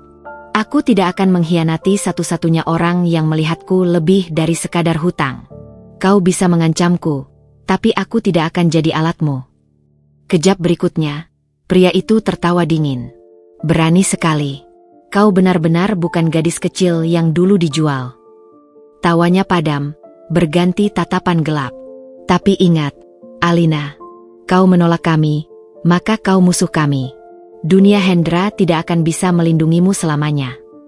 Ancaman itu menggema di kepala Alina ketika ia meninggalkan gudang dengan langkah gemetar. Kakinya hampir lemas, namun hatinya terbakar. Ia tahu ia baru saja memulai perang baru, perang yang lebih berbahaya daripada sekadar bisikan iri dari staf. Kini, masa lalu ayahnya kembali untuk menghantui, dan musuh yang lebih besar telah menatap langsung padanya. Malam itu, Alina berdiri di balkon rumah besar, menatap kota dengan pikiran yang penuh badai. Ia belum siap menceritakan semuanya pada Hendra, tapi hatinya sudah mantap, ia tidak akan tunduk. Untuk pertama kalinya, ia merasakan bahwa keberanian sejati bukan berarti tidak takut, melainkan tetap melangkah meski ketakutan itu mencekik. Di kejauhan, kilatan lampu kota seolah mengingatkannya bahwa dunia tidak berhenti hanya karena luka masa lalu. Bayangan itu memang kembali, tapi kali ini Alina bukan lagi gadis kecil yang tak berdaya. Ia telah bangkit, dan meski jalannya akan penuh duri, ia bersumpah tidak akan pernah lagi membiarkan siapapun menentukan nasibnya. Dan jauh di dalam hatinya, meski penuh kebingungan, ia tahu satu hal pasti, perang ini baru saja dimulai. Hari-hari setelah pertemuan di gudang itu terasa seperti berjalan di atas tali rapuh. Alina berusaha menjalani rutinitasnya dengan normal, tetap belajar, tetap bekerja, tetap tersenyum kecil pada staf yang mulai menghormatinya. Namun, di balik wajah tenang itu, hatinya seperti diselimuti bara. Kata-kata ancaman pria tua itu terus bergema di kepalanya. Kau menolak kami, maka kau musuh kami. Sejak saat itu, ia mulai merasa seolah setiap langkahnya diawasi, setiap tatapan orang asing mengandung ancaman. Ia tahu musuh itu tidak akan tinggal diam. Mereka bukan tipe yang akan menerima penolakan dengan lapang dada. Mereka akan bergerak, cepat atau lambat, dan Alina hanya bisa menunggu saat api itu benar-benar menyala. Sementara itu, di kantor pusat perusahaan Hendra, tanda-tanda keganjilan mulai muncul. Beberapa proyek mendadak terhambat, dokumen penting bocor ke tangan pesaing, dan isu-isu miring beredar di kalangan investor. Semula tampak seperti kebetulan, tetapi perlahan semuanya membentuk pola yang jelas. Ada tangan tersembunyi yang sengaja ingin mengguncang fondasi kekuasaan Hendra. Alina memperhatikan semua itu dengan mata yang semakin tajam. Ia menyusun catatan, menghubungkan potongan-potongan informasi yang ia dengar, mencoba mencari pola. Setiap malam ia menuliskan kemungkinan-kemungkinan, dan semakin sering ia menemukan benang merah yang mengarah pada perusahaan misterius yang dulu menjerat ayahnya. Mereka tidak hanya menuntut hutang pribadi, tetapi juga melancarkan serangan besar-besaran pada kerajaan bisnis Hendra. Pada suatu malam, saat Alina tengah larut dalam catatan, pintu ruang kerjanya diketuk. Pak Hendra masuk dengan wajah lelah, dasinya longgar, matanya merah karena kurang tidur. Ia duduk tanpa berkata apa-apa, lalu memijat pelipisnya. Mereka sudah mulai bergerak, katanya lirih. Alina terdiam, pura-pura tidak tahu apa yang ia maksud, meski hatinya berdegup kencang. Bocoran informasi, sabotase, tekanan dari investor. Aku tahu siapa dalangnya, tapi mereka tidak pernah meninggalkan jejak yang cukup untuk dijadikan bukti. Alina menggenggam pena di tangannya lebih erat. Ada desakan kuat dalam dirinya untuk mengatakan yang sebenarnya, tentang pertemuannya di gudang, tentang ancaman dan tawaran pengkhianatan itu. Namun kata-kata itu tertahan di tenggorokannya. Bagian dari dirinya takut Hendra akan marah, atau lebih buruk, menganggapnya bagian dari konspirasi. Maka ia memilih diam, menelan kegelisahannya sendiri. Beberapa hari kemudian, serangan itu semakin nyata. Kantor cabang di luar kota tiba-tiba ditutup karena audit mendadak. Beberapa kontrak penting batal ditandatangani tanpa alasan jelas, dan media mulai memberitakan gosip buruk tentang cara kerja Hendra. Semuanya dirancang rapi, seolah ada tangan tak terlihat yang menarik benang-benang kekacauan itu. Di tengah kekacauan itu, Alina menerima pesan singkat tanpa nama. Kami sudah memperingatkanmu. Kau menolak, maka kau akan jatuh bersama Hendra. Ini baru permulaan. Tubuhnya langsung gemetar ketika membacanya. Rasa bersalah dan ketakutan menyerang sekaligus. Jika saja ia menerima tawaran pria tua itu, mungkin serangan ini tidak akan terjadi. Tapi kemudian ia menggertakkan gigi, menolak pikiran itu.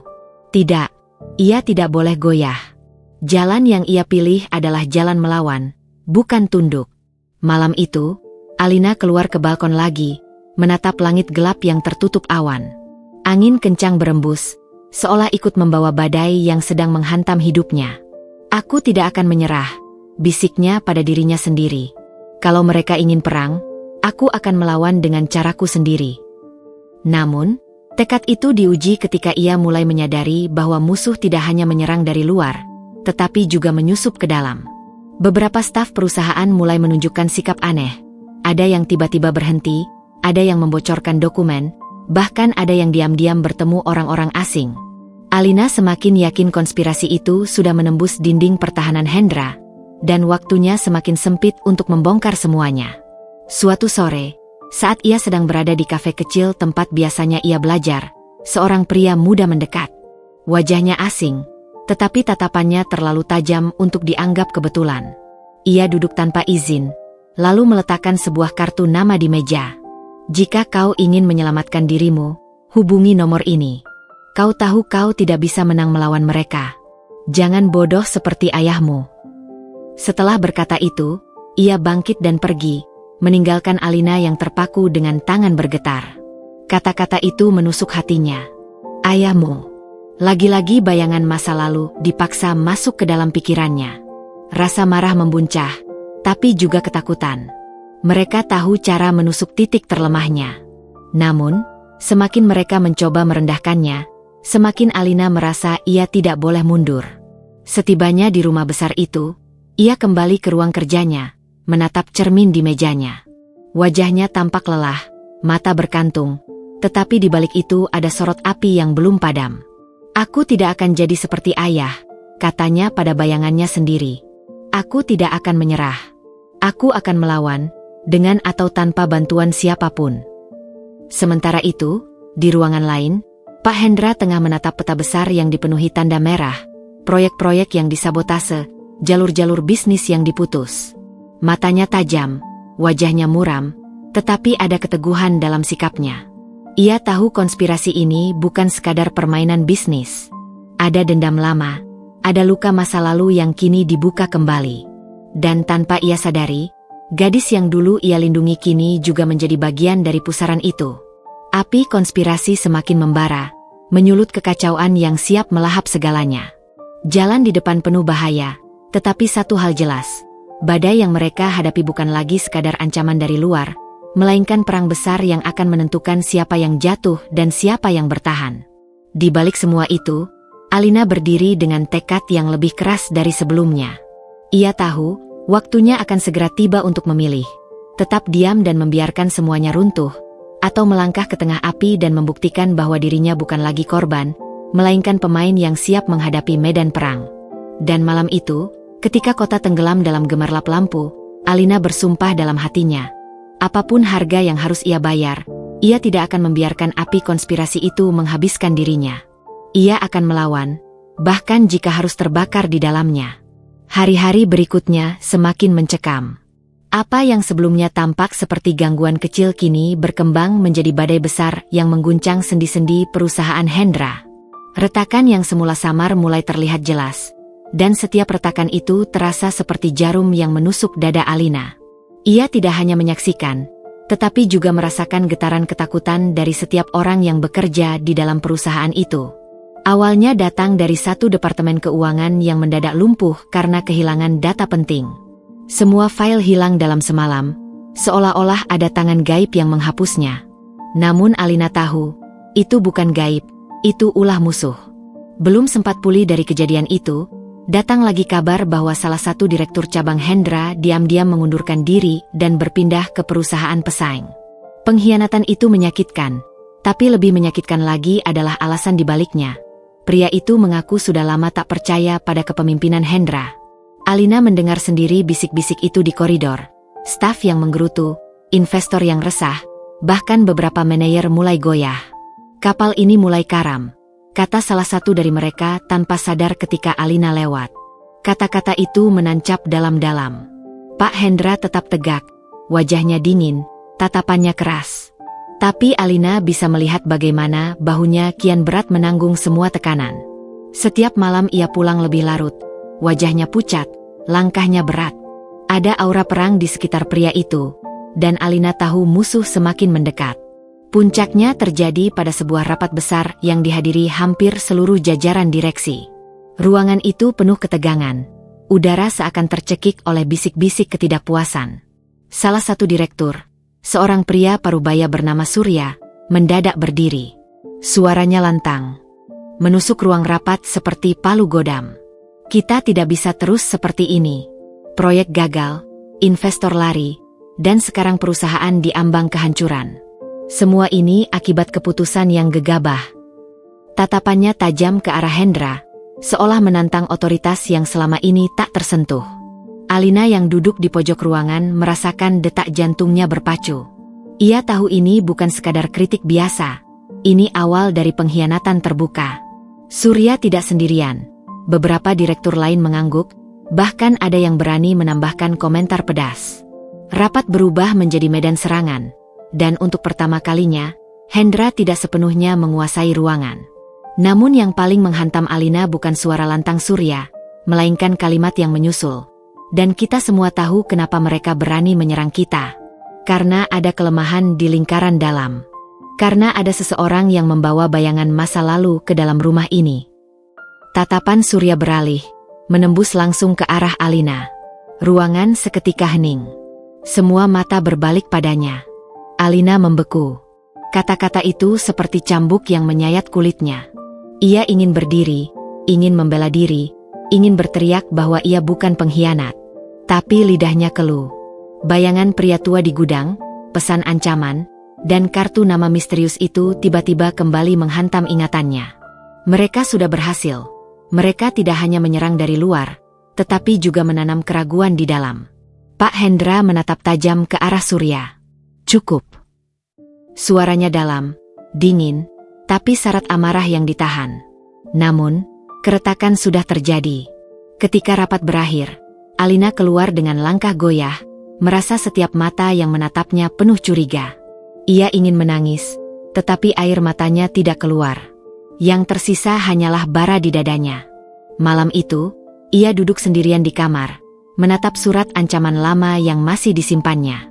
Untuk pertama kalinya, ia merasa benar-benar sendirian. Semua orang mungkin akan segera percaya bahwa dialah kelemahan itu, dialah penyebab kehancuran yang mendekat. Jika ia tetap diam, semuanya akan runtuh, dan ia akan ikut terbakar bersama reruntuhan itu. Tapi justru di titik itu, sebuah keberanian baru muncul. Alina menyadari bahwa selama ini ia hanya bersembunyi di balik perlindungan Hendra, menunggu, ragu, takut. Kini, ia harus melangkah sendiri. Ia tidak bisa terus diam. Jika musuh ingin menodai namanya, ia harus melawan dengan bukti, dengan tindakan. Kesempatan datang lebih cepat daripada yang ia bayangkan. 2 hari kemudian, perusahaan mengadakan konferensi pers besar untuk menjawab isu-isu yang semakin liar di media. Semua direktur hadir, para wartawan memenuhi ruangan, dan atmosfer penuh dengan desas-desus. Di tengah acara, salah seorang wartawan menyorongkan pertanyaan tajam. Benarkah ada pengkhianat di lingkaran dalam Anda, Pak Hendra? Benarkah ada orang yang membawa masalah pribadi keluarga ke dalam perusahaan ini? Pertanyaan itu menusuk langsung ke jantung Alina. Sekilas ia melihat wajah Surya yang menyunggingkan senyum tipis. Jelas ia menunggu momen ini untuk menenggelamkannya. Hendra menegang, hampir membuka suara. Tetapi sebelum ia sempat berbicara, Alina berdiri. Seluruh ruangan terdiam. Suara kamera berderet, blitz menyambar-nyambar. Semua mata kini tertuju padanya. Alina merasakan lututnya gemetar. Tapi ia paksa tubuhnya tetap tegak.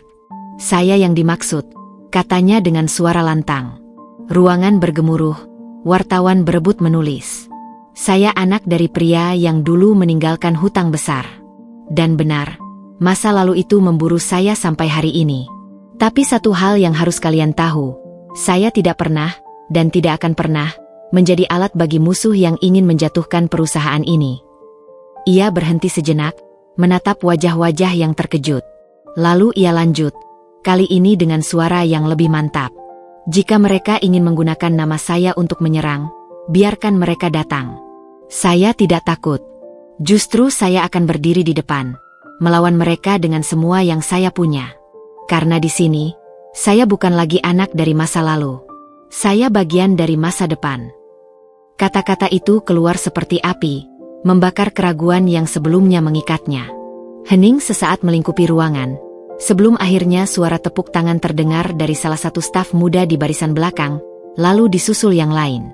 Beberapa wartawan terdiam, beberapa direktur tampak goyah, dan bahkan Pak Hendra, yang jarang sekali menunjukkan emosi, menatap Alina dengan sorot mata berbeda, ada campuran keterkejutan dan kebanggaan.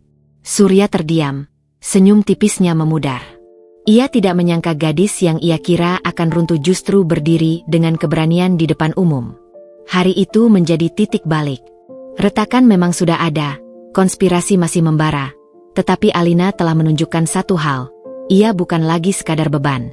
Ia mulai menjadi kekuatan. Namun di balik tepuk tangan itu, musuh yang mengintai di luar sana tentu tidak akan tinggal diam. Api sudah menyala terang, dan perang baru saja naik ke level yang lebih berbahaya. Keberanian Alina di konferensi pers itu sempat mengguncang suasana. Beberapa media menuliskan headline positif, menyebutnya sebagai simbol keteguhan baru di tengah krisis. Bahkan di internal perusahaan, ada staf yang kembali menunjukkan semangat, merasa masih ada harapan. Namun, keheningan itu tak berlangsung lama. Di balik layar, musuh justru semakin aktif. Mereka menyadari satu hal penting.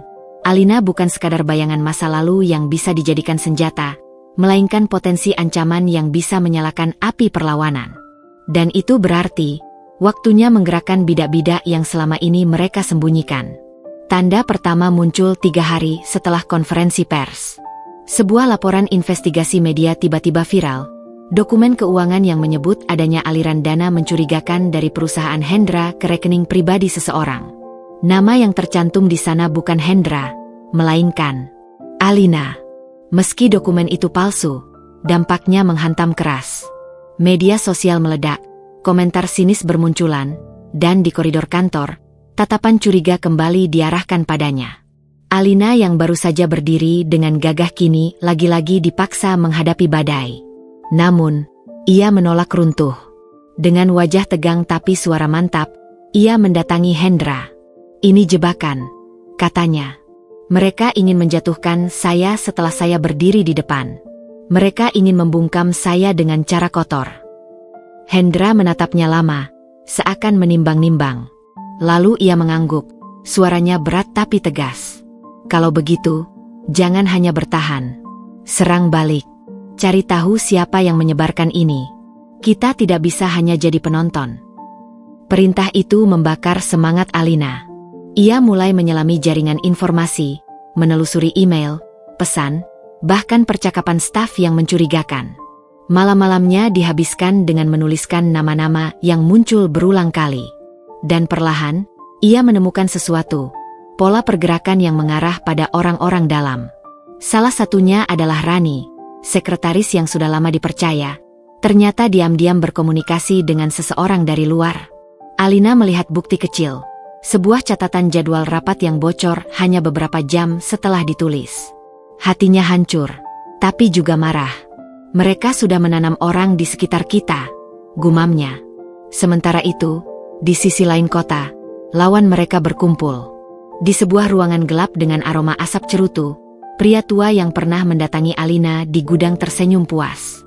Gadis itu berani, tapi keberanian tanpa perlindungan akan menjadi kelemahan. "Kita sudah siapkan langkah berikutnya. Saat mereka sibuk membersihkan api di dalam, kita bakar dinding luar." Salah satu anak buahnya menunduk. "Media sudah kita kendalikan." Investor panik. Waktu mereka semakin sempit. Pria tua itu menyalakan cerutunya. Asap mengepul di udara. Dan Surya? Bagaimana? Dia sudah siap bergerak. Rapat direksi berikutnya akan jadi panggungnya. Senyum pria tua itu semakin lebar. "Bagus. Bidak-bidak mulai bergerak. Dan kali ini, kita tidak hanya menjatuhkan mereka. Kita akan memastikan mereka tidak pernah bisa bangkit lagi." Kembali di rumah besar itu, Alina berdiri di balkon, menatap cahaya kota yang berkedip-kedip. Pikirannya penuh dengan strategi musuh yang semakin jelas. Ia tahu, perang ini tidak lagi hanya soal bisnis, melainkan permainan catur mematikan. Dan ia berada di tengah papan itu, dikelilingi bidak-bidak lawan yang siap menyerangnya dari segala arah. Namun, ada sesuatu yang berbeda dalam dirinya kini. Ia tidak lagi merasa sebagai korban. Ia mulai merasa sebagai pemain. Kalau mereka menggerakkan bidak, bisiknya pada diri sendiri, "Aku juga bisa." Malam itu, ia membuat keputusan berani.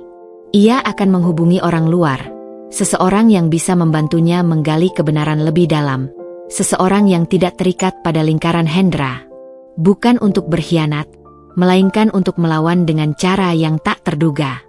Ia mengambil ponsel, menatap lama kartu nama misterius yang pernah ditinggalkan pria asing di kafe. Tangannya bergetar, bukan karena takut, melainkan karena menyadari risikonya. Kartu itu mungkin jebakan, mungkin pintu ke pengkhianatan lain. Tapi di sisi lain, bisa juga menjadi kunci untuk membalik permainan. Dengan napas dalam, ia mengetik nomor itu. Suara berdering, dan di ujung sana, sebuah suara dingin menyambut. Akhirnya kau menghubungi. Kami sudah menunggumu. Alina menggertakkan gigi. Aku tidak datang untuk menyerah. Aku datang untuk tahu. Siapa sebenarnya dalang di balik semua ini? Dan apa yang kalian inginkan? Suara itu tertawa pelan. Pertanyaan bagus. Tapi hati-hati, gadis kecil. Saat kau masuk lebih dalam, tak ada jalan keluar lagi. Kau bukan lagi penonton. Kau adalah bidak atau ratu, tergantung bagaimana kau bermain. Alina menutup mata sesaat, lalu menjawab dengan suara mantap. Kalau begitu, aku akan memilih jadi ratu. Percakapan itu berakhir, tapi hatinya bergejolak. Ia sadar, ia baru saja melangkah ke dalam permainan yang jauh lebih berbahaya. Musuh mungkin menganggapnya bidak, tapi ia punya niat untuk mengubah aturan. Di ruang kerjanya, Hendra menatap peta sabotase yang semakin penuh dengan tanda merah. Ia tahu musuh sedang bergerak cepat, dan ia juga tahu Alina kini bukan lagi hanya sekadar pelindungannya. Ada sesuatu yang berubah dalam sorot mata gadis itu, sesuatu yang mungkin bisa menjadi harapan terakhir mereka, atau justru percikan yang membakar segalanya. Bidak sudah mulai bergerak. Permainan dimulai dengan aturan baru. Dan di tengah api konspirasi yang membara, hanya mereka yang berani melangkah lebih jauh yang akan bertahan. Malam itu, setelah panggilan telepon misteriusnya, Alina tidak bisa tidur. Kata-kata, bidak atau ratu, terus bergema di kepalanya, seperti mantra sekaligus peringatan. Ia tahu langkah yang baru saja diambil bukan sekadar keberanian, itu pertaruhan. Bila salah satu saja gerakannya keliru, ia bisa kehilangan segalanya. Kepercayaan Hendra, nama baiknya, bahkan nyawanya. Keesokan harinya, ia mulai bergerak dalam diam. Ia pura-pura menjalani rutinitas kantor seperti biasa, mendampingi rapat, mencatat agenda, mendengarkan diskusi sengit antara Hendra dan para direksi. Namun di balik itu, ia menyimpan misi lain, menelusuri jejak yang ditinggalkan musuh. Langkah pertamanya adalah Rani. Sekretaris yang dulu ia percaya, kini jadi teka-teki. Alina mengamati gerak-geriknya. Telepon yang disembunyikan cepat-cepat, senyum yang terlalu gugup, catatan yang tak pernah lengkap. Saat Rani meninggalkan meja untuk pergi ke toilet, Alina nekat membuka laci mejanya. Di sana ia menemukan ponsel kedua yang disembunyikan. Layar terkunci, tapi cukup satu notifikasi masuk untuk membuat jantungnya berdegup kencang. Instruksi baru, rapat berikut harus kacau. Pesan itu berasal dari nomor tak dikenal. Alina memotret pesan itu dengan cepat, lalu menutup laci sebelum Rani kembali. Kepalanya berputar. Jadi benar, ada orang dalam yang sengaja mengacaukan ritme rapat, menyalurkan informasi keluar. Dan Rani bukan satu-satunya. Malamnya, Alina memberanikan diri menghubungi nomor di kartu nama misterius itu sekali lagi. Kali ini mereka mengatur pertemuan singkat di sebuah kafe kecil di pinggiran kota, tempat yang sepi dari sorotan. Pria yang menemuinya bukan wajah asing. Dialah sosok misterius yang dulu menaruh kartu itu di mejanya.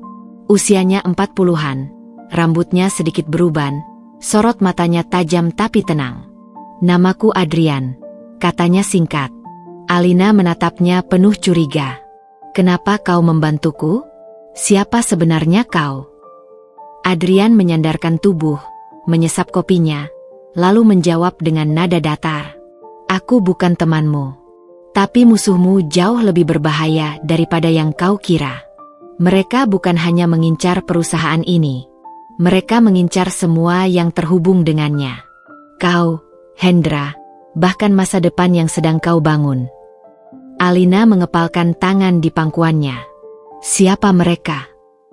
Adrian tersenyum tipis, lalu meletakkan sebuah amplop di meja. "Kau akan menemukan beberapa nama. Tapi hati-hati, semakin kau tahu, semakin dalam kau akan terseret. Kau tidak bisa kembali lagi setelah ini." Dengan jantung berdegup kencang, Alina membuka amplop itu. Di dalamnya ada foto-foto. Surya sedang berbicara dengan seorang pria asing di hotel mewah. Rani menyerahkan map pada kurir malam hari. Dan yang paling mengejutkan, sebuah foto lama. Foto pria tua yang pernah mendatanginya di gudang. Di bawah foto itu tertulis satu nama, Arman Wijaya. Nama itu membuat Alina tercekat. Ia pernah mendengarnya dari cerita lama ayahnya. Arman adalah pengusaha besar yang dulu pernah bersaing ketat dengan Hendra, tapi tersingkir karena keputusan-keputusan yang kontroversial. Rumor beredar bahwa ia bangkrut dan menghilang. Namun nyatanya, ia tidak lenyap. Ia kembali dengan dendam yang belum terbayar. Alina mendongak, menatap Adrian dengan sorot penuh gejolak. Jadi, dia dalangnya. Adrian mengangguk perlahan. Arman adalah otak. Ia mengatur media, ia membeli direktur, ia menanam orang dalam. Semua ini bagian dari rencana lamanya untuk menjatuhkan Hendra, dan sekarang dia melihatmu sebagai celah. Kau adalah kunci yang bisa membuka atau menutup permainan ini. Pikiran Alina berputar. Semua kepingan puzzle mulai tersusun. Serangan media, pengkhianatan direksi, fitnah di konferensi pers. Semuanya bermuara pada satu nama, Arman Wijaya. Namun sebelum Alina sempat bertanya lebih jauh, Adrian sudah berdiri. Gunakan informasi itu dengan bijak. Aku akan mengawasimu dari bayangan. Ingat, jangan percaya siapapun, bahkan orang terdekatmu. Musuhmu ada di mana-mana. Ia pergi begitu saja, meninggalkan Alina dengan amplop yang terasa lebih berat daripada sekadar kertas dan foto. Itu adalah beban kebenaran. Malam itu, di kamarnya, Alina menatap foto Arman Wijaya lama sekali. Ia bisa merasakan dinginnya tatapan pria itu meski hanya dari gambar. Untuk pertama kalinya, ia menyadari betapa dalam kebencian dan dendam bisa meracuni seseorang. Tapi di sisi lain, ia juga merasakan sesuatu yang lain, keberanian. Jika ia tahu siapa musuh sebenarnya, maka ia bisa melawan dengan lebih terarah. Ia menyalakan laptop, mulai menuliskan kronologi, menghubungkan titik-titik. Nama Rani, Surya, dan beberapa direktur yang sudah dicurigai ia tandai dengan tinta merah. Mereka semua bidak, gumamnya. Dan aku tahu siapa rajanya. Besok, rapat direksi akan diadakan lagi. Surya sudah menyiapkan panggungnya. Rani mungkin sudah menyiapkan skenario kacau, dan media pasti akan kembali menunggu kabar buruk. Tapi Alina punya rencana lain. Ia tidak akan hanya bertahan. Ia akan menyusup ke dalam permainan bayangan ini dan mulai membalikkan langkah musuh. Untuk pertama kalinya, ia tidak lagi hanya mengikuti jejak. Ia sendiri yang mulai menaburkan jejak baru, jebakan kecil bagi siapapun yang mencoba mengkhianati dari dalam. Dan di sudut lain kota, Arman Wijaya menatap layar besar dengan sorot penuh kuasa. Senyumnya samar, tapi dingin. Gadis itu akhirnya tahu namaku, gumamnya. Bagus. Biar ia sadar siapa yang sebenarnya mengendalikan papan permainan ini. Tapi dia lupa satu hal. Ratu hanya bisa bergerak bebas selama rajanya masih hidup. Cahaya layar memantul di matanya. Permainan catur itu baru saja naik ke level yang lebih berbahaya. Dan kini setiap bidak bergerak dalam bayangan masing-masing. Hari rapat direksi tiba. Sejak pagi, udara di gedung utama perusahaan terasa lebih tegang dari biasanya. Para staf berbisik-bisik di koridor. Wartawan sudah berkerumun di luar lobi, menunggu apakah drama baru akan terjadi. Alina melangkah dengan langkah mantap, gaun formal hitam sederhana menegaskan wibawanya. Di dalam dirinya, detak jantung berkejaran, tapi sorot matanya tajam. Ia sudah tahu, hari ini musuh akan mengerahkan bidak terakhir mereka. Dan ia pun sudah menyiapkan langkah balasan. Hendra duduk di kursi pucuk meja, wajahnya dingin dan berwibawa. Surya, direktur yang selama ini licik bermain di balik layar, menyeringai tipis, seakan sudah yakin rapat kali ini akan menjadi panggungnya. Baik, kita mulai. Suara Hendra berat, menggelegar di ruang rapat. Agenda awal berjalan biasa, hingga Surya tiba-tiba berdiri. Ia menaruh map tebal di meja, lalu berkata dengan nada penuh kemenangan. Sebelum kita melanjutkan, saya ingin membahas satu isu penting. Rekan-rekan direksi perlu tahu, ada penyalahgunaan dana perusahaan. Ia melirik sekilas ke arah Alina, senyumnya mengejek. Dan semua jejaknya mengarah pada gadis yang, entah bagaimana tiba-tiba menjadi bagian dari ruang ini. Bisik-bisik langsung pecah di antara para direksi. Beberapa wajah terkejut, sebagian lainnya seakan sudah menunggu momen itu. Surya membuka mapnya, menunjukkan dokumen-dokumen cetak, transfer mencurigakan, tanda tangan yang tampak seperti milik Alina. Alina berdiri perlahan. Fitnah murahan. Suaranya mantap. Semua dokumen itu palsu. Surya terkekeh. Palsu? Semua ini sudah diverifikasi auditor independen. Kau pikir bisa lolos dengan mengaku polos? Hendra hendak bicara, tapi Alina mengangkat tangan kecil untuk menahannya. Ia menatap Surya lurus, lalu tersenyum tipis. Lucu sekali, katanya. Karena sebelum rapat ini dimulai, saya sudah menyiapkan sesuatu. Ia menekan remote kecil. Layar proyektor besar di ruang rapat menyala. Semua mata langsung tertuju. Rekaman video muncul. Rani, sang sekretaris, sedang menyerahkan map berisi dokumen pada seseorang di parkiran malam hari. Wajahnya jelas, dan suara rekaman yang berhasil direkam tim IT Alina terdengar lantang. Ini sesuai instruksi Pak Surya. Katanya semua harus siap sebelum rapat. Ruang rapat terdiam. Surya langsung pucat, mencoba berdiri. Itu manipulasi. Video bisa diedit.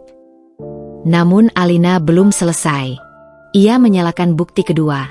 Transkrip email dari akun Rani ke alamat anonim, yang isinya perintah untuk mengacaukan agenda rapat.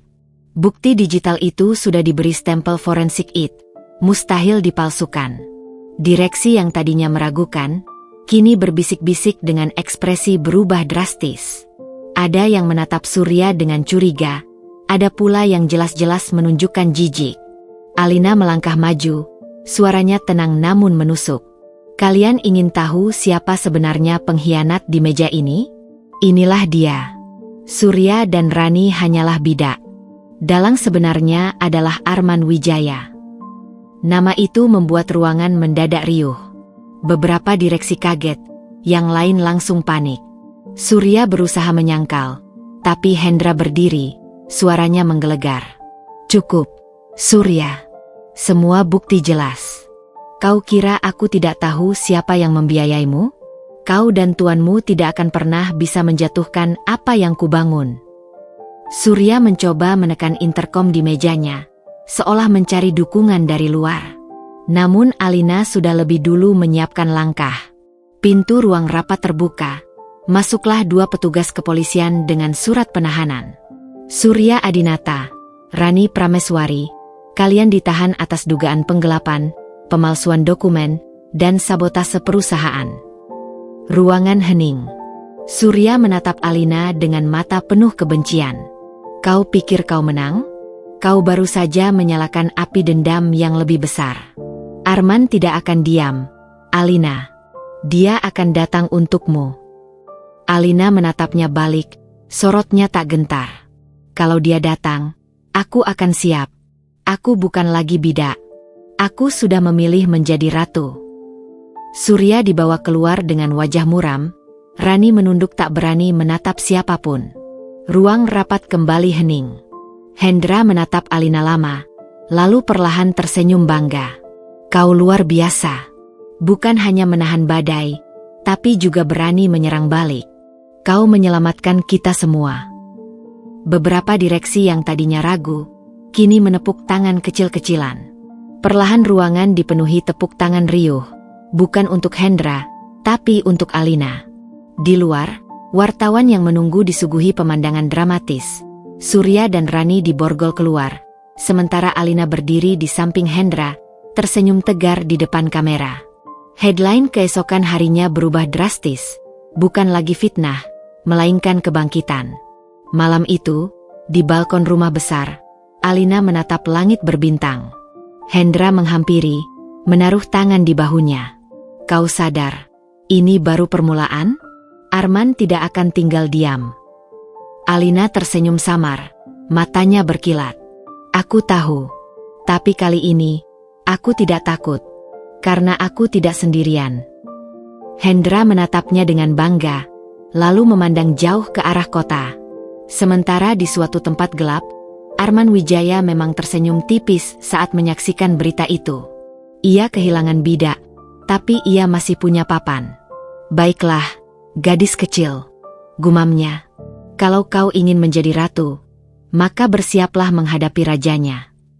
Permainan belum berakhir, tapi untuk pertama kalinya, Alina merasa benar-benar memegang kendali.